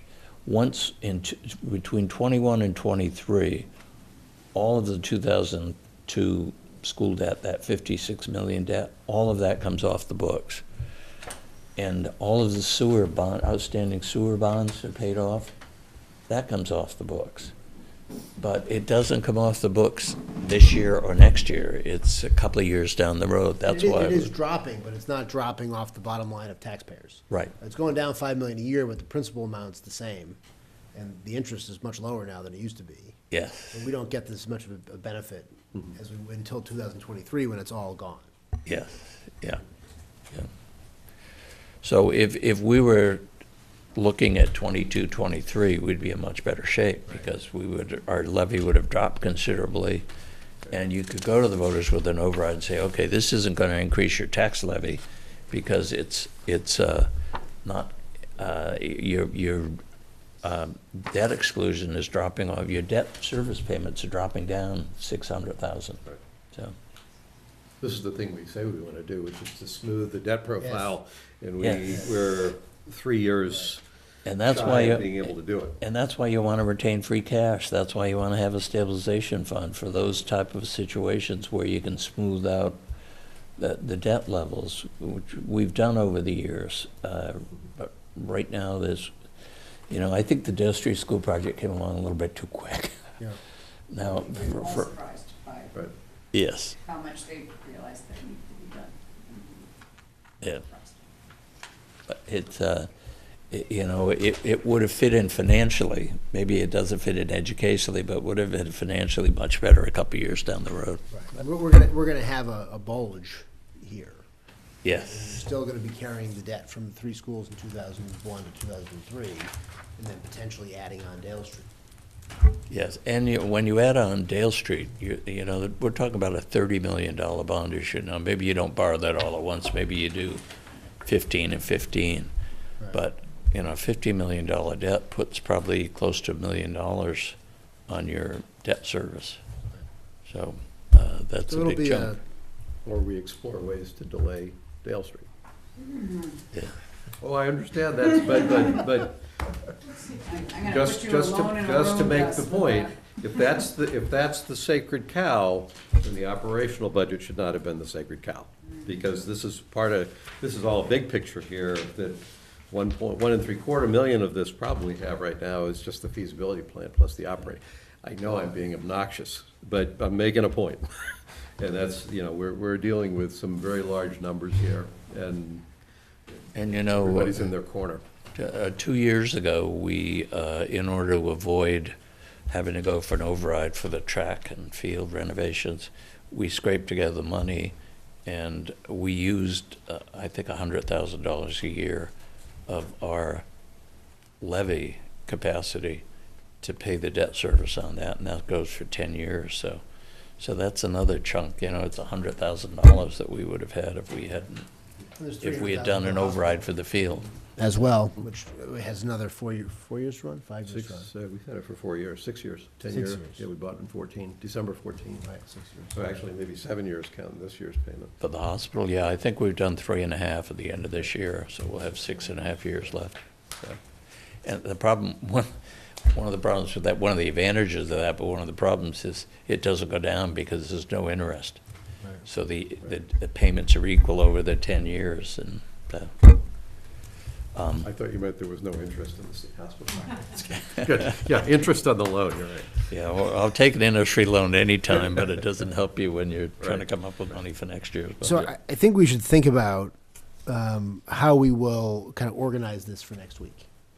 Yeah. To try to bucket it into, because I think it's going to be hard to walk. I mean, obviously, the warrant committee understands this, and we understand this. The school committee doesn't deal with this as much, and to the extent for the public is there, they're not really going to understand all of the intricacies of the spreadsheet. So I think we should think about trying to, in addition to this, how do we kind of pull out of this in kind of a more manageable way? Here are the real things we're talking about. We're talking about this amount of money from this budget, this amount of money from that budget, and almost kind of a draft. Well, I've been working. Article 45, so you can put in the numbers and what go in that Article 45. Yeah, and I've been working with Mike LaFrancesca, so he's familiar with these figures. In fact, he was helping me this afternoon trying to figure out where I was, and then Yvonne and Joy and Matt have been a big help in Georgia. So we do work together quite well, and that's one of the advantages of this town is we get along and we work well. And I would hate to see that change. I would hate to see it being this department versus that department, and they're getting more than we are. I think that's very tragic. It would have a much bigger cost than the loss of funds. So. And I think I agree with that, Mike, because I mean, obviously, it's not just a question of, this department gets it, so the other department gets it too. I mean, some things are more important than others, and there's higher priorities, lower priorities. Yeah. It can't just be, well, they're getting that, so we got to get it too. Right. And we don't see a lot of that. I mean, I think that, and I think you're right. We don't want to have that attitude that, well, this guy's getting that car, so we better get one too. And that would be a real shame if that. Yeah, was the, I mean, the schools didn't complain when we appropriated money for the public safety building. They supported it, or for the town garage. So, I think we all recognize when we need something and we want to be able to fund it, but I think also there are limits to, and I think sometimes some of the public's expectations can get a little bit unrealistic. They think everything is affordable, and everything isn't affordable.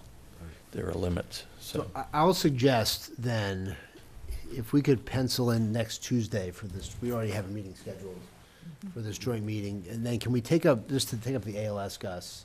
I think, when do you want to come in to do that? Because if you want to come in to do that next week, we could start that earlier and then do the joint meeting. It might make sense to do it. I think next week would probably Next be week good. is I what- mean, I is can the day tell we you talked where about. we're at, but I think the warrant committee, Tom did not send me information. He said they were going to revote it, but he Correct. didn't send me the results of that. I thought they did it last night, but I could be wrong. No, they're They'll do taking it up next Monday. night. So, given that we don't know where the warrant committee officially is on this, I would leave it that way.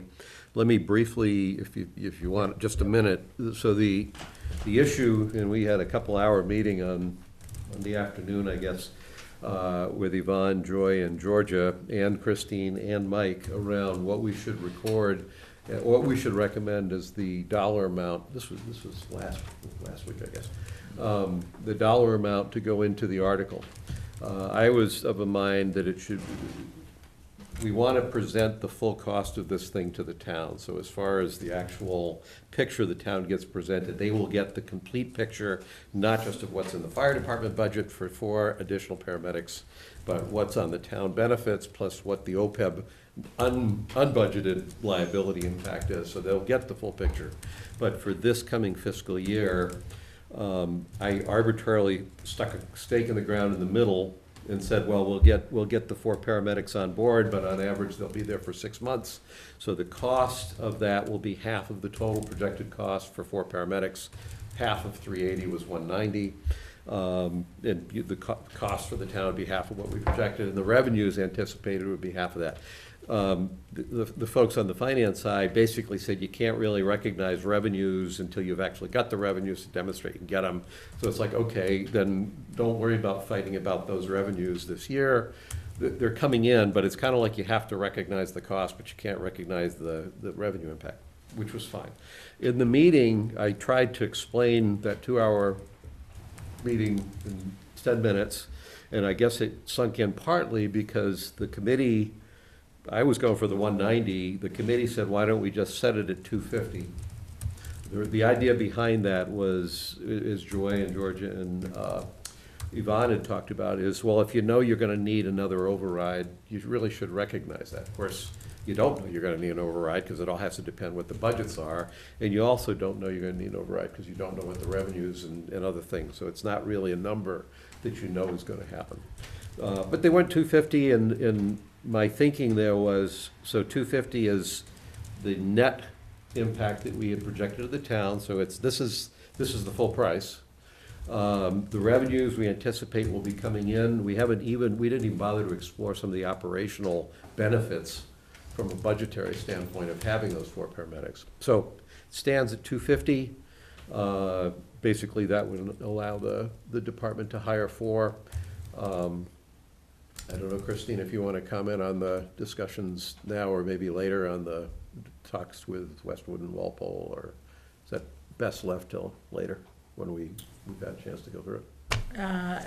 I've briefed the selectmen slightly on it, so Okay. we can talk about it So generally if in you want. essence, some of the options that have come up late in the game, which I really tried to deflect just because, not because they're automatically bad options, but coming up with an idea at the end of March when you're going into the town meeting with a recommendation, it's like this should have been something we heard in October. But despite that, Christine and Chief Hollingshead have explored some of those options of greater collaboration with other towns that can do it. And at least at the level of investigation we've taken it, that is not a promising option. So we kind of really are looking at either we move ahead with this thing or else we're probably up a creek. So we'll have more next week, and it'll be useful to know where the warrant committee comes out on it now. So do you want to They have that. plan on, I know there's a minority report as well coming out of your committee. So far, yeah. If that holds, do we want to just pencil that in for next Tuesday? Both the majority and minority report can come in. and present?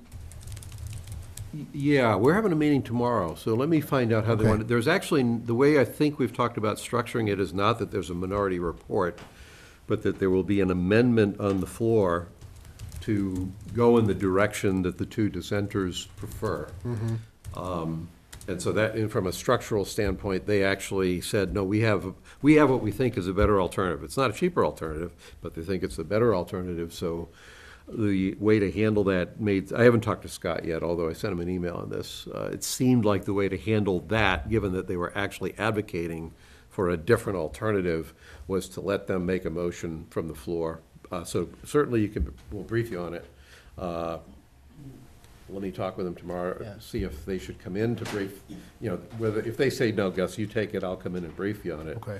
They haven't fully fleshed out the option. Okay, because we can also do it, and I know this is under town administrator report, but I think if we're going to do the joint meeting on Tuesday, pending confirmation from the warrant committee and the school committee, we may need another meeting on Thursday, if that works for you both, potentially, right? Yes, Thursday, I'm meeting with the Fire Chief Selection Committee on this Thursday evening for the potential meeting for the following Thursday. Okay, so conceivably, if we do that The following potential meeting the following Thursday, if that worked for you both, maybe we could do the ALS discussion Thursday as well. That would make more sense. Yeah. Instead of and then we can start the joint meeting at 7 That might work really well, because I'm assuming some of the ALS study committee wants to be present at the interviews. on the fire. That could happen on the 12th, so Okay.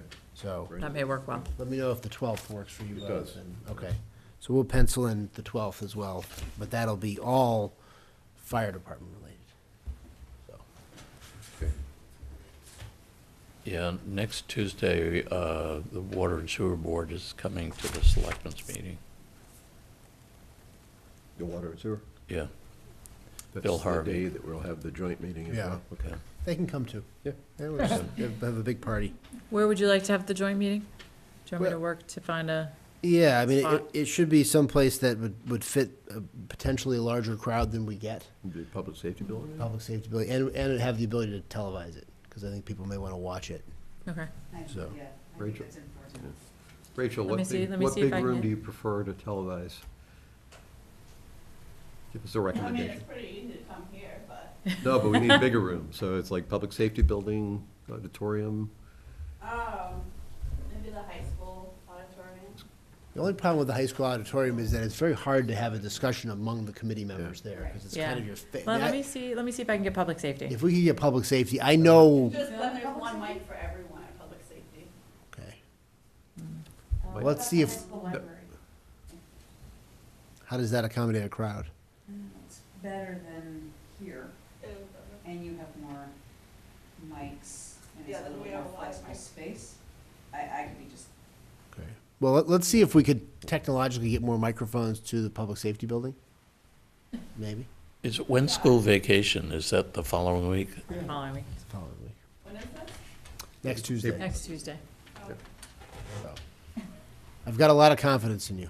Let me check with Georgianne to see if the room's available first. Okay, we can sort that out, but I think it should be a room where it's conducive to conversation. I mean, if we're gonna do it in the high school auditorium, we probably all have to be on the stage so that we can talk to each other in that discussion. yeah. That's I mean, all right. It's just not particularly conducive to. Yeah.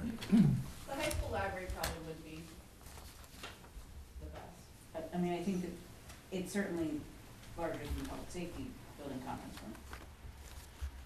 I mean, it's pretty big, there's been some pretty big. So, I'm talking I'm the not saying first it's floor of the public safety building, right? First floor, yeah, Yeah. training room. All right. ALS committee update is done.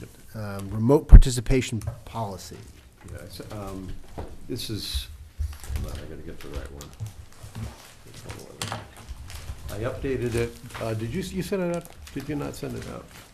Oh, I said don't send copies You because I think you made said don't copies, send right? copies because you made I copies? just have to find which one of I get organized, then we change the agenda. Trying to catch me off guard. No, me.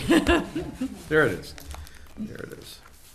I wound up, I think, printing more of these than I meant to because I had the printer set on 6 copies and I didn't remember. So, it's this one.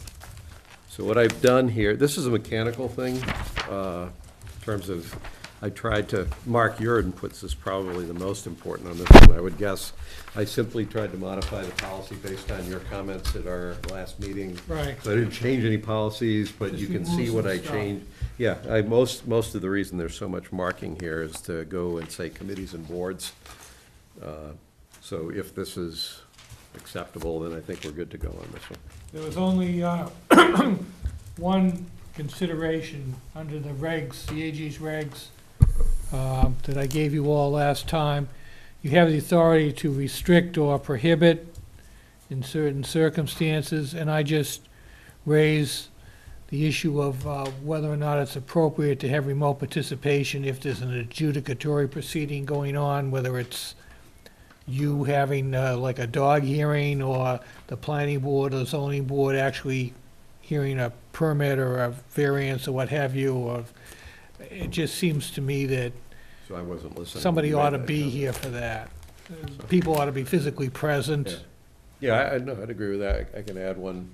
So that would simply add it as an exclusion for, that remote do for- participation would not be available in the event of a adjudicatory hearing.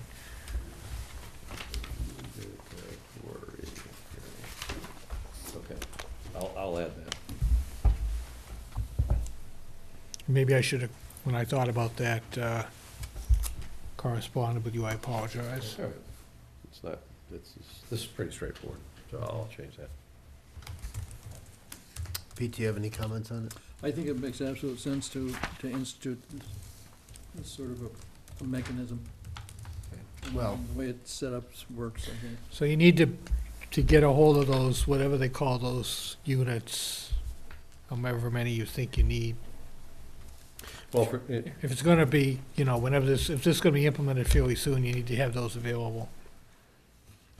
well, if you, let's review that again. Those were needed for larger. No, in other words, everybody, both ways, you said it, but it's in the regs anyway. Both the remote participant has to be able to hear, and everybody here, including the audience, has to be able to hear. So you need these little speaker units that, it's a So- telephone speaker unit that's portable. Okay, but I mean, iPhone? I've done meetings with just a smartphone on a table and it Yeah, works well, fine. that's, Right. But I think How you about probably Alexa? put a Get it into speaker, a speaker that you just put a speaker on connects it, to you the, probably have it. How about Alexa? Less than 12 for me. Yeah, I don't think you need the special phones, Mark. Although it might not hurt to buy a. well, the practical matter is, as I said, it has to be heard both ways. However you accomplish that. Yeah, yeah. but there's nothing in the regs that says you have to have a specific, No, they leave it up to you. Okay. whatever technology accommodates. Right. I'll go shopping on Amazon tonight. We'll have Yeah, something. it's We'll have something in 2 days. Alexa, Yeah. buy one of yourself.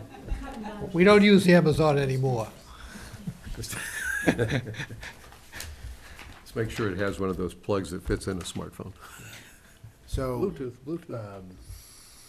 maybe we'll put this to our next Next meeting. agenda. Yeah, Finalize it I'll for the make next that agenda? change and I'll Okay. send I think it it's to great. Christine. It's, That's great. I should have that to you tomorrow. I think Okay. that seems simple, so we should be able to do that. And there probably there needs to be some way of, well, once you take the vote, jumping ahead, but would be to make sure all the other town boards and commissions are aware of the fact that I think we can distribute it to everybody. Don't they Just let watch, them know that remote participation is now authorized. they don't watch the YouTube videos every, Yeah, heck, if they're not watching, Like- why let them take advantage? Not this deep, not 9:25. All right, committee structure. Gus, we have comments from you and Christine. yeah, you got my comments. So, They were, none of them were, so what I did, none of them were policy changes. I basically went through and I did the mechanics of adding those committees that I had classified in my sort, not to make a recommendation to add them, but just to say, well, if this is the category, here's all the stuff from my sort that was there. I wasn't suggesting that they all belonged on the list. It was just, that's Yeah. kind of to make sure we've thought about all the ones that might be, that's all. right. When I went through it today, most of the committees you had on the Exhibit B list, I would move to the A list. Like, for example, the Kingsbury Pond Committee isn't set up by a charter or a bylaw. That's just a Board of Selectmen appointed Yeah. committee, so I would Yeah, just move that yeah. to the A. Okay, I didn't know if you were, I think that was an artifact of the way I chose to classify committees that I didn't know very much about. okay, so I can move them around where, okay. Yeah, I think what I had done is I assumed that was a committee charged with overseeing something, so it was an oversight board, even though it was called a committee, where, Okay. as opposed to the Lyme Disease Committee that has a purpose in life to deal with. Okay. Not that they don't have a purpose in life, but, I mean, oversight of a thing versus taking on an issue and examining it. Right. Okay, Catch my so drift. I'll move the committees around and I think we should be all set. And the Senior Housing Study Committee, I don't know, there may be other committees like this too. It's got the quirk that it was created by a town meeting article and not by the Board of Selectmen. So I would keep them as a an B, A- As a B. as a B. Yeah, as a B. As a B. Right. Yep, So, and to be clear, I was not advocating that we need all these committees to be the target for this policy. So if it would make sense to me that we would just say, gee, yeah, we don't care, you can just do stuff on your own. I Right. gave you the kitchen sink, but Right. not with a recommendation. No, I think Exhibit A is committees that we can dissolve Yeah. by our own action, and Exhibit B are committees we can't Yeah. effectively, Okay. right? Okay, That we appoint Exhibit B, but Yep. we can't just yep. dissolve Yeah. them, okay. so. Is this gonna be published somewhere in advance of your deciding to get rid of it? This will be published as soon as it's done. Yeah, this does not get rid of any of them. Doesn't get rid of any of it, but this will go out, and hopefully this can go out next week. I'm hoping this week. This week even better.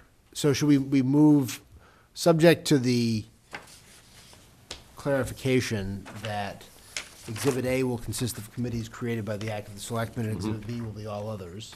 Yeah. And Mark and Christine can sort out if there's any questions, which they are. Do we have a motion to I adopt? defer to Chris. But she's not a lawyer, Mark. Well, I'll never stop you all After these we years. adopt this, this will go out to all the committees. And then all the committees, if they adhere to the policy, will fill out the form I know. describing what they've been doing and what their plans are for the year, and if they should continue to exist, and all that. So, do we have a motion to adopt this as I amended? move that we adopt this policy as amended in this version and as further amended by Chris and Mark's reallocation of committees to make sure Exhibit A reflects committees that are created by the Board of Selectmen, and Exhibit B, those that are not. And once done, that we then disseminate that to the committees. Second? All in favor? Yep. All right, great.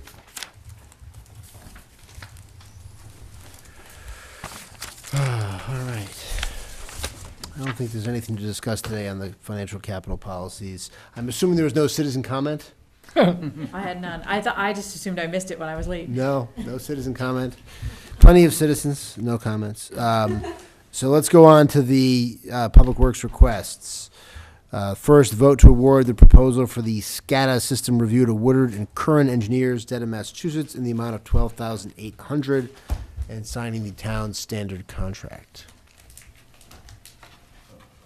Had a couple of, You know, Mo had sent around.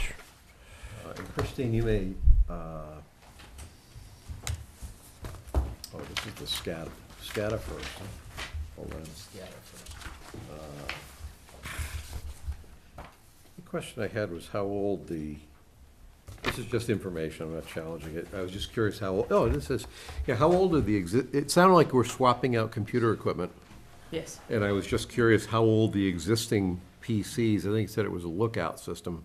Does anybody know how old those systems are? I think the original SCADA system was put in about 15 years ago. Okay, so they really are candidates to be It's- replaced, It okay. needs to be replaced, and it was, it's a proprietary software which is only owned and managed by one company, and that company is not staying together, so the ability to maintain that is going away. It's basically a father-son team, I think, and Yeah. the father's kind of the son, they've kind of gone their separate ways or so.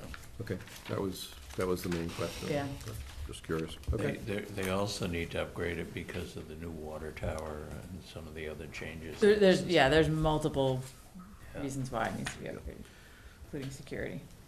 We have a So motion. I move that we approve the awarding of the proposal for the SCADA system review to Woodard and Curran Engineers, Dedham, Massachusetts, in the amount of $12,800, assuming, signing the town's standard contract. Second. Incidentally, All in all of this comes out of the Water and Sewer Enterprise Fund, so. Aye.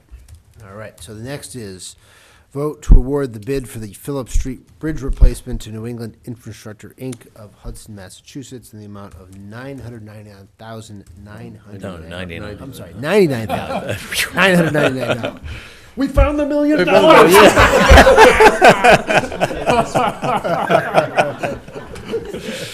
2 points.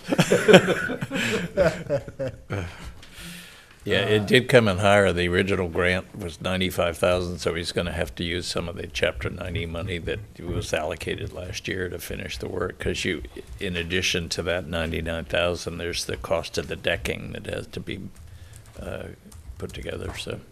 I think his comment was that the difference in those bids had to do with bid risk or something like that. Usually there when you was a have wa- big gaps like that, you wonder whether one of them didn't get what it was all Yeah, about. but- there was a wide disparity, and one of them said that was hard to tell. They had, I guess, they hadn't worked with the company that fabricates the deck, and they were not sure of how they would put the deck together once it arrived. I think it comes in pieces, and so. That was the expensive company that didn't know how to put the deck together, right? Right, yes. They were Okay. playing with the wrong deck. Second. Okay, I move that we approve the award of the bid for the Phillip Street Bridge replacement to New England Infrastructure Incorporated, Hudson, Massachusetts, in the amount of $99,999. Second. All in favor? Aye. Yep. So you're the only one who really has to get that one right, guys. I know. I'm coming up the learning curve fast on this motion stuff here. And the third Only my now, second meeting, just for the record, though. the third is to sign the agreement for engineering consulting services regarding the concept plan for Route 109 with the Beta Group, Inc. of Norwood, Massachusetts, $30,000. Yeah, that's what Mo had talked to you about, to get a design that we could use to start moving 109 towards the state funding construction, so. So this is, we're still going for state funding on this. This is just the groundwork to be able to. Yeah, this comes out of our own funding, I think. And this is for the full rebuild. Like, this is the big, not just the paving the other half of it, this is the reconstruction. Right. During the reconstruction. What he's trying to do is use Chapter 90 money this summer to do a rebuild that will last for 10 years, because he figures it's gonna take us 10 years to get the state to pay for the full funding, All right. so. Any questions, Pete? Nope. Gus? Nope. We have a motion? I move that we vote to sign the agreement for engineering consultant services in regard to the concept plan for the Route 109 rebuild, I guess, to Beta Group Incorporated, Norwood, Massachusetts, in the amount of $30,000. Second. All in favor? Yep. All right. And incidentally, Mo ran these by me, he's very good about that. All right. I guess we Wait- should have asked that question. Well done by Mo. We knew Mark would jump in if he had, if I've never seen it before, Mark would say he hadn't seen Yeah, it. that's All right? It's usually only mine. Usually, I've never seen it before. I don't know. I have no idea what's in it. Does anyone have any objections or concerns about anything on the consent agenda? Nope. And if not, do we have a Yes, motion? I do. Oh, Yes, I do. sorry. Okay. It wouldn't be a meeting if I didn't have something about everything. I have one, and it is the request Oh, on I the want to see if I can 5K. guess. Oh, go ahead. I was going to try to guess which one it was. Pete, you want to take a guess if you didn't hear what I I think it has just to do with the hospital. said?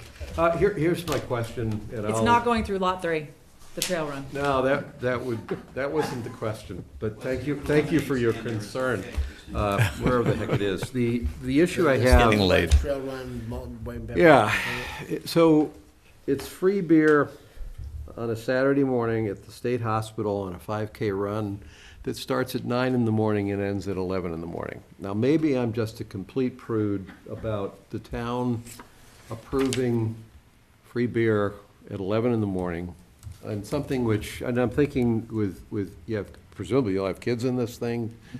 I read it and didn't think twice about it, and then I said, wait a minute, this is from 9 to 11, we got people drinking beer at 10 in the morning, because presumably this will be open, and I snagged on it.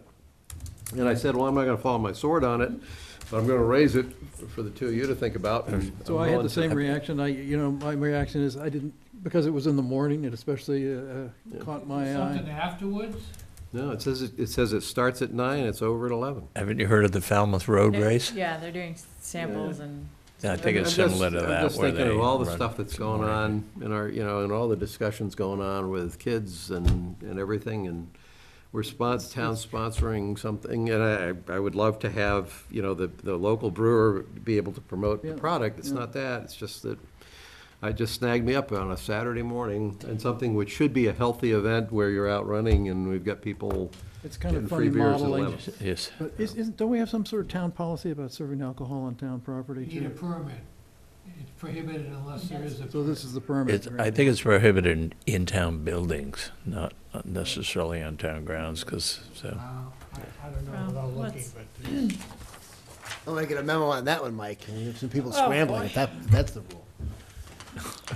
Just Been a rough remember, budget season. it's always 8 o'clock somewhere. Yeah, so, well, what I would suggest then is that we remove that item from the consent agenda, and When's the race? Not May. till May. May, okay, you got it. if Russ wants to come in, we bring him out. They're gonna bring samples? So let's take that off. We'll remove the New Life wine and malt beverage permit. With that excluded, do we have a motion to approve the items on the consent agenda? I move that we approve the items that are listed on the consent agenda that have not been deferred. Second. All in favor? Aye. Yep. Town administrator update. So we've mostly covered our upcoming meeting schedule, pending confirmation from Tom Marie and from the school committee. We'll meet next Tuesday at a venue to be determined with the warrant committee and the school committee. We'll meet on Thursday at 7 o'clock, usual location and time, with respect to ALS and potentially, depending on the outcome of your meeting tomorrow morning, a fire chief candidate. And then we are scheduled to meet our usual third Tuesday, April 17th. I think we should keep that meeting. We've got a lot going on. And unless it's an issue on the school vacation week for either of you.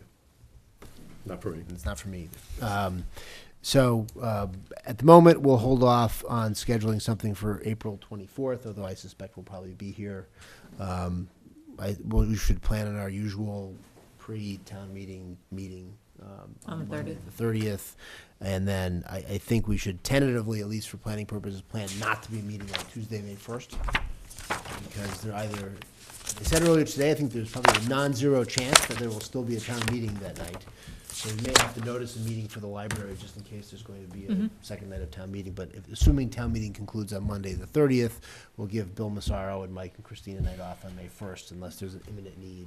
We probably, depending on the outcome of the votes at town meeting, should meet maybe the 8th to map out the ballot for any overrides. But if we can. Yeah, we had, when Evelyn and I were going over the schedule, we had the 8th and the 22nd as tentative dates. Okay, that works for me. That works. For the election, the override election, No, that's for just Board for of Selectmen selectmen's meetings. over the Board of Selectmen, yeah, because I think Carol mentioned something about the first week of June, I think, for the override elections. What was the selectmen meeting date? I had May 8th and May 22nd. So anything else in the town administrator update? Hearing none? No. We've got a do town have council something, update. yeah. In going through, I just FYI, I determined that in 1996, at the request of the Board of Selectmen, I undertook an exhaustive charter review. Most of the stuff is still valid.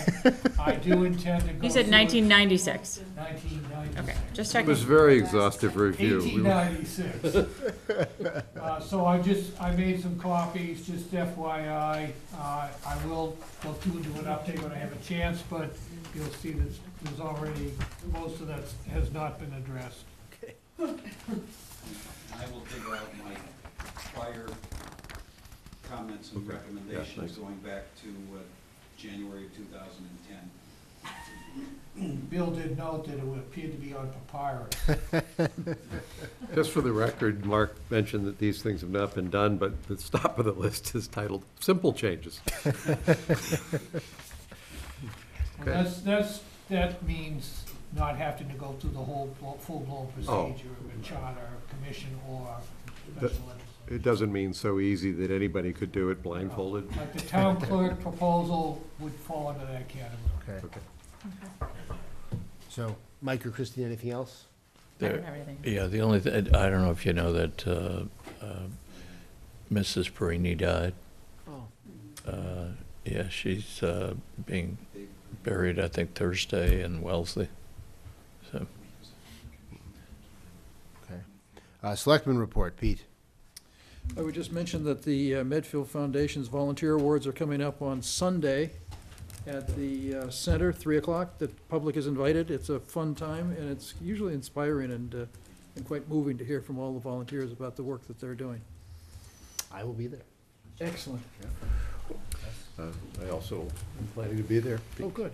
I don't have any fun stuff. I already talked about most of it. I already gave you the update on the ALS study committee, and we'll be meeting tomorrow night. I think one of the topics for tomorrow night will be trying to figure out an informational session for the public to come and learn about what this is all about.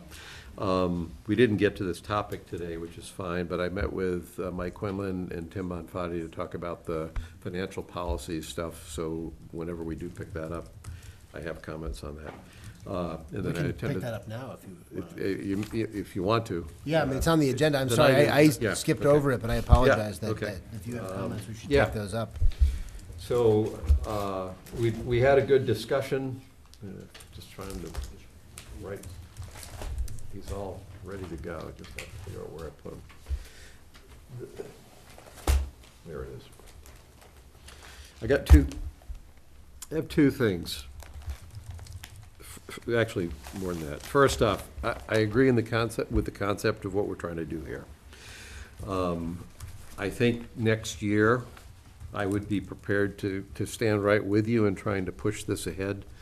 But I have two major areas of objection, and I shared them with Mike and Tim, and they didn't necessarily agree with me on all this, but they at least understood where I was coming from. The first issue is that this is actually, to me, actually something very important for us to put in place, and I think we're rushing to try to do it for this town meeting, and we have not really thought about how this thing needs to work. So as far as the actual policy goes, thinking through what the policy needs to be all about, I think there's more thought that should go into it.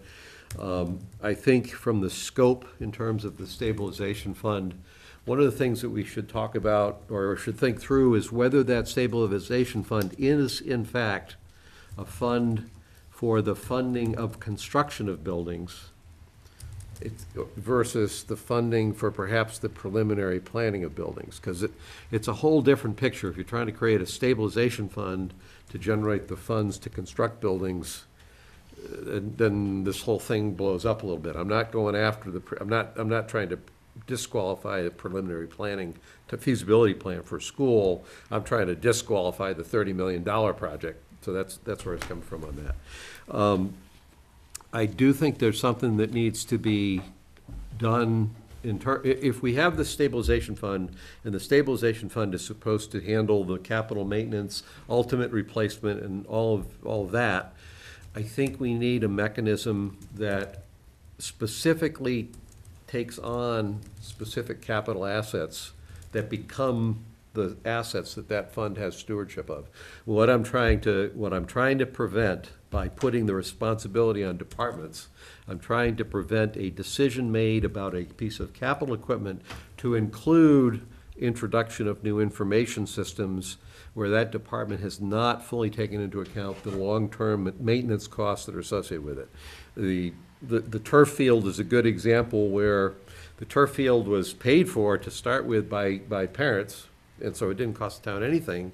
But then 10 years later, there is an obligation, and there's nothing wrong with that. It's just that when we first said, yeah, let's do the turf field, in retrospect, it would have been really good if someone had said, in every 10 years, you got to put a new one in, it costs $1 million. And we said, yes, we think that's a good idea, let's do it. So it's trying to get out in front, and if you have a department that doesn't do that because they haven't bothered or they didn't think about it, they perhaps can borrow from this fund, but they can't tap it. They have to figure out how they're going to pay for that long term. And all I'm trying to do is put a control in that because I'm mostly worried about information systems. Because I think that's when Ian came in looking for $175,000 more for IT support for systems. He had nothing to do with us acquiring, but he now is responsible for maintaining. That was an alarm bell for me that we just need to have controls on that. Those are kind of the things that I'm talking about. I had one question. This refers to the facilities master plan, and I'm showing my ignorance. Do we have a facilities master plan? So we are under the new bylaw that's going to be voted on at town meeting this year, the Permanent Planning and Building Committee is required to create one and maintain one. Okay, so And so I think the way I handled it in there is that if they want to and they think it makes sense, they can combine it with and include it within the capital plan. It was just to make sure that we didn't have two different facilities master plans that are required to be created. My question was, how does that fit in? So you've answered my question. That's one group that's kind of the big picture, what this policy is all about. And it's not because I'm against the policy, it's that I think we haven't thought some of that stuff through. The second piece has to do with the proposed funding for FY19. As I've been thinking about for the last week or two, and I've been looking at the kind of numbers we're tossing around for overrides, and not being able to I can go after individual stuff, but, not really be able to simply say, this is ridiculous. whether it's the school override or whether it's any of this, none of it's ridiculous. But all of it together is big. It's, I don't know, $2.5 million, $2.7 million by the time we're finished. And I basically said, my number one priority right now is to minimize the pain on taxpayers, knowing that it's probably not realistic that all overrides are not going to happen. They are going to happen. The $1 million for the feasibility plan, to me, does not make logical sense in those circumstances. First, because it puts $1 million worth of pain on taxpayers this year, when if instead we chose to simply fund it through a 5-year bond, we would spread that pain out over 5 years. And my main reason for doing that is to reduce taxpayer pain. My second reason for doing it is that we are still at historically low interest rate, in a historically low interest rate environment. So I do not see the urgency of avoiding borrowing at a time that we can borrow cheaply versus simply throwing it all on the taxpayers. The second piece around that is that facilities plan has nothing, doesn't contribute a dime to Jerry's facilities maintenance plan. So my idea of taking a year before we actually put the stabilization fund in place, it's like we're not actually doing anything for Jerry through that stabilization fund this year anyway. So if you move the $1 million out, put that $1 million into debt for a five-year bond, and then took the extra year to get this thing right, I would, if the answer that Jerry has comes up with something that says we need $1 million a year, I'll be prepared to support that next year. I actually think it's going to be a bigger number, to be honest with you. But I would be prepared to support that. It's just that right now the logic's not lining up for me why we're rushing into it that way. That's it.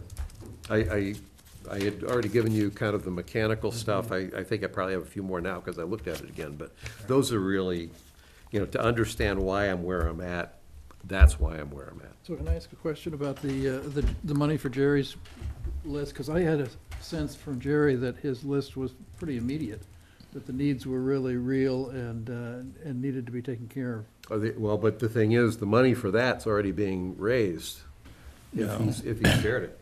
The what? My point is, we're putting $1 million in the stabilization fund, and then the article says, and then we're going to take it out and put it into the feasibility plan. So the money targeted to go to the stabilization fund has nothing to do with Jerry's needs this year. I thought there was other funding for what Jerry. We have accumulated interest for the school building assistance, 18 million that we were paid. It's about 450,000. Because Jerry isn't going to get the $1 million from the stabilization fund, it's going to the feasibility study. We said, well, at least if we use this 450, because it was earned on school bonds, if we use that to get them started, and there are 3 projects that the capital budget committee reviewed and recommended. One is the school roof replacement. One is a rebuilding of the portico where the kids get off on the buses at the high school. And the third is a boiler repair. And those add up to, what was it, Chris, 480,000, was it? It's a little more than that, but we have 450. We just had to knock it down a little bit today. Yeah. So it is, I mean, he has clearly those projects, and, if you talk to Jerry about some of the conditions in the school buildings, they're desperate. I mean. I'm not quibbling with that. I'm saying that this mechanism for both the $1 million in the feasibility plan and the establishment of the stabilization fund have nothing whatsoever to do with that this year. Right. So I'd It's make a 2 points to that. And on one level, you're correct, right? I mean, it's not like this money went to him. I think there's 2 advantages to doing it this year, substantively. The first is that if we pay for the Dale Street feasibility study out of this fund and we qualify for state reimbursement, that reimbursement will go back into the fund. And so to the extent that we end up being reimbursed $390,000 from the state for the feasibility portion, that would then go back into the fund to be reused. We couldn't necessarily do that if it were funded through a bond issue. The second thing is that it just does give Jerry some certainty looking ahead, that if we've had the vote this year and it's passed, that he's not planning for the following year contingent upon an override vote next June. I mean, and again, I don't know how important that is to him or not. I mean, I don't know how important that level of certainty is. I mean, that would be just kind of an initial reaction to that, an advantage. He may say it doesn't matter, that he'll just assume it's gonna pass, it's not gonna affect it. I think it might be a benefit to him in terms of thinking about what he's doing next year. But that's just the initial reaction to that comment.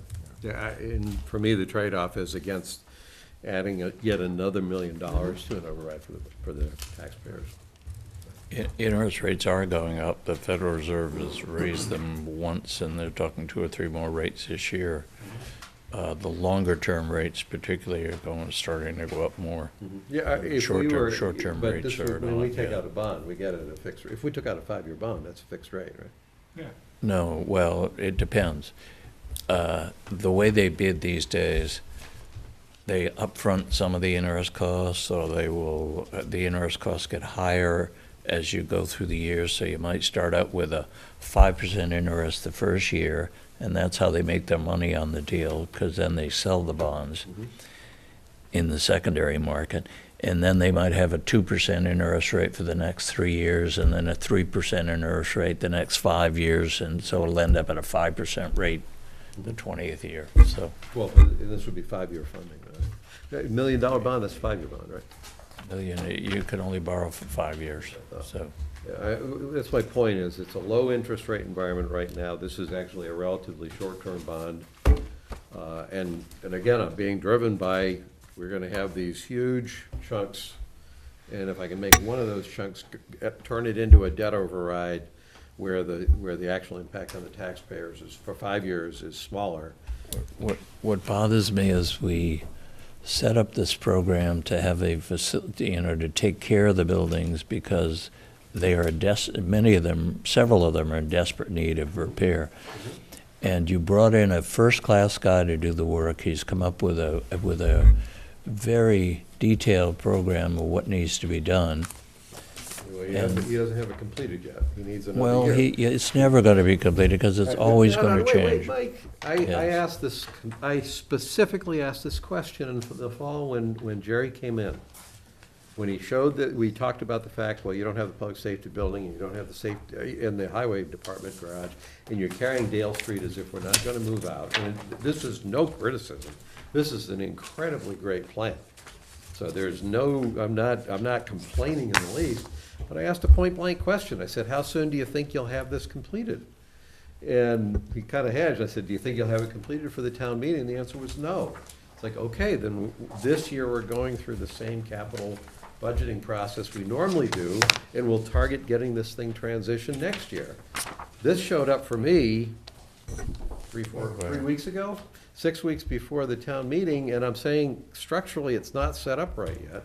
I like the idea, I support the idea, I'm not fighting that, but this is not prepared. The money that's going into it has got nothing to do with that for Jared. So we're not ready. It isn't for this year, but it provides a future path to maintain our buildings properly. When we're about to spend $50 million to build a new elementary school, and we're not taking care of the buildings we already have, I think it's a sad commentary that we are addressing our wants and not our needs, ignoring our needs. And I'm not fighting you on that. I'm saying, let's get this thing set up right. And that's not where his money's coming from this year anyway. And next year you'll have a request for who knows what, for capital projects, and you'll say, well, we need a park and rec building, so we'll delay this for another year. I've already, well, So, I already have a position on that too, but I won't bring that one up yet. I have conveyed it to the Park and Rec Commission a long time ago. I have also, so. So Mike, what I'm saying is, I'm not fighting this. I'm saying this isn't ready for prime time.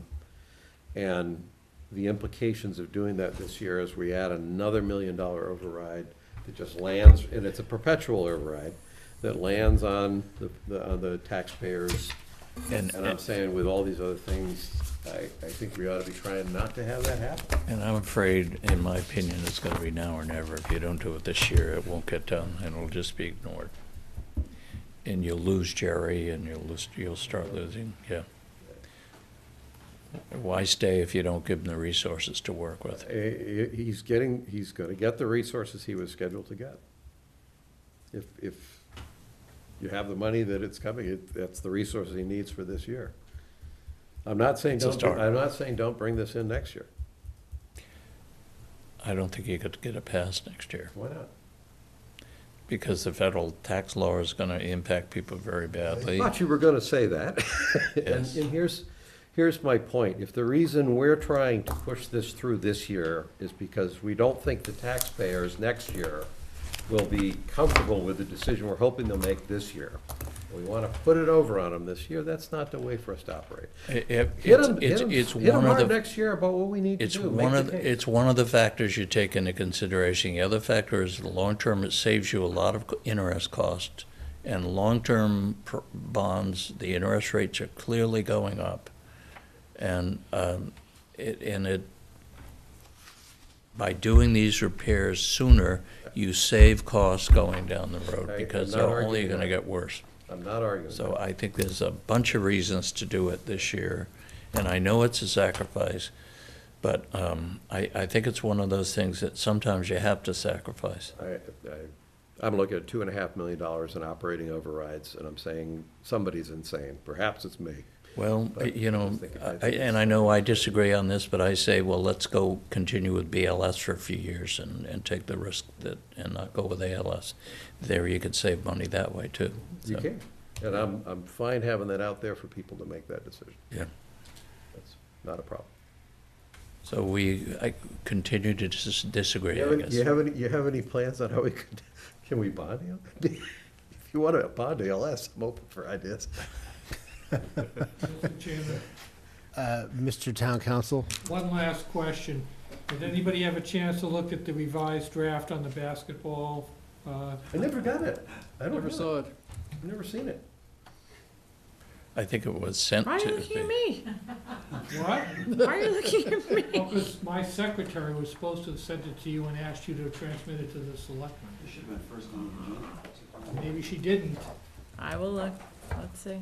I've been looking forward to this for like 3 weeks. 'Cause I That's been distracted by the town. significantly revised the draft. I ran it by Mo. Mo's cool with it the way it is now, so.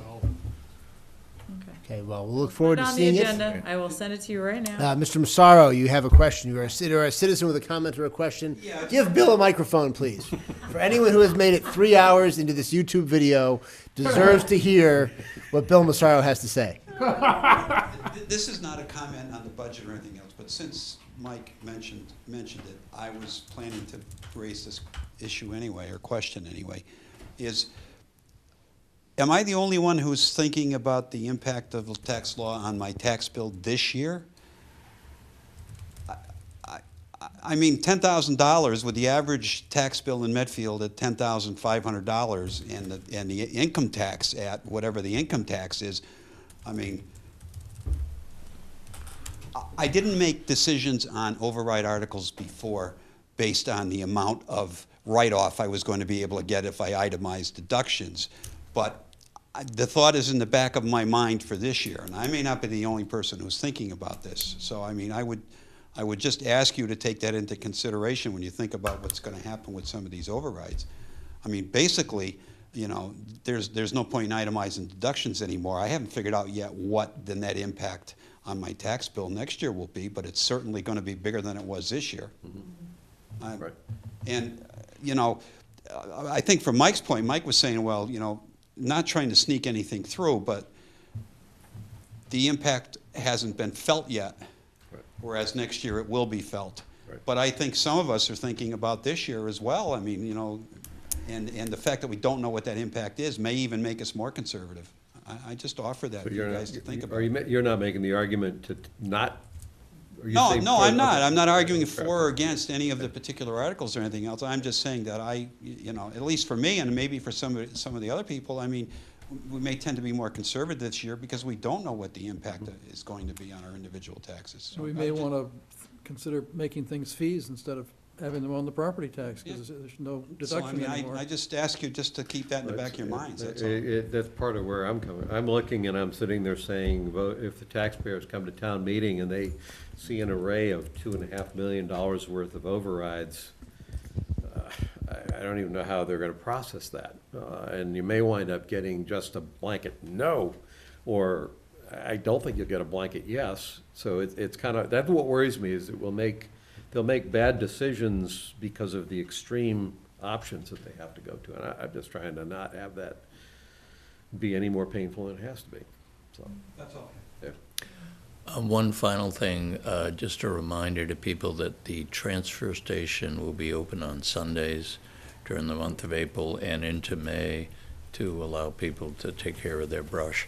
And during the month of April, they could actually also bring their trash too. I know before they were saying only brush on Sundays, but during April you can also, it's fully operational on Sundays, so.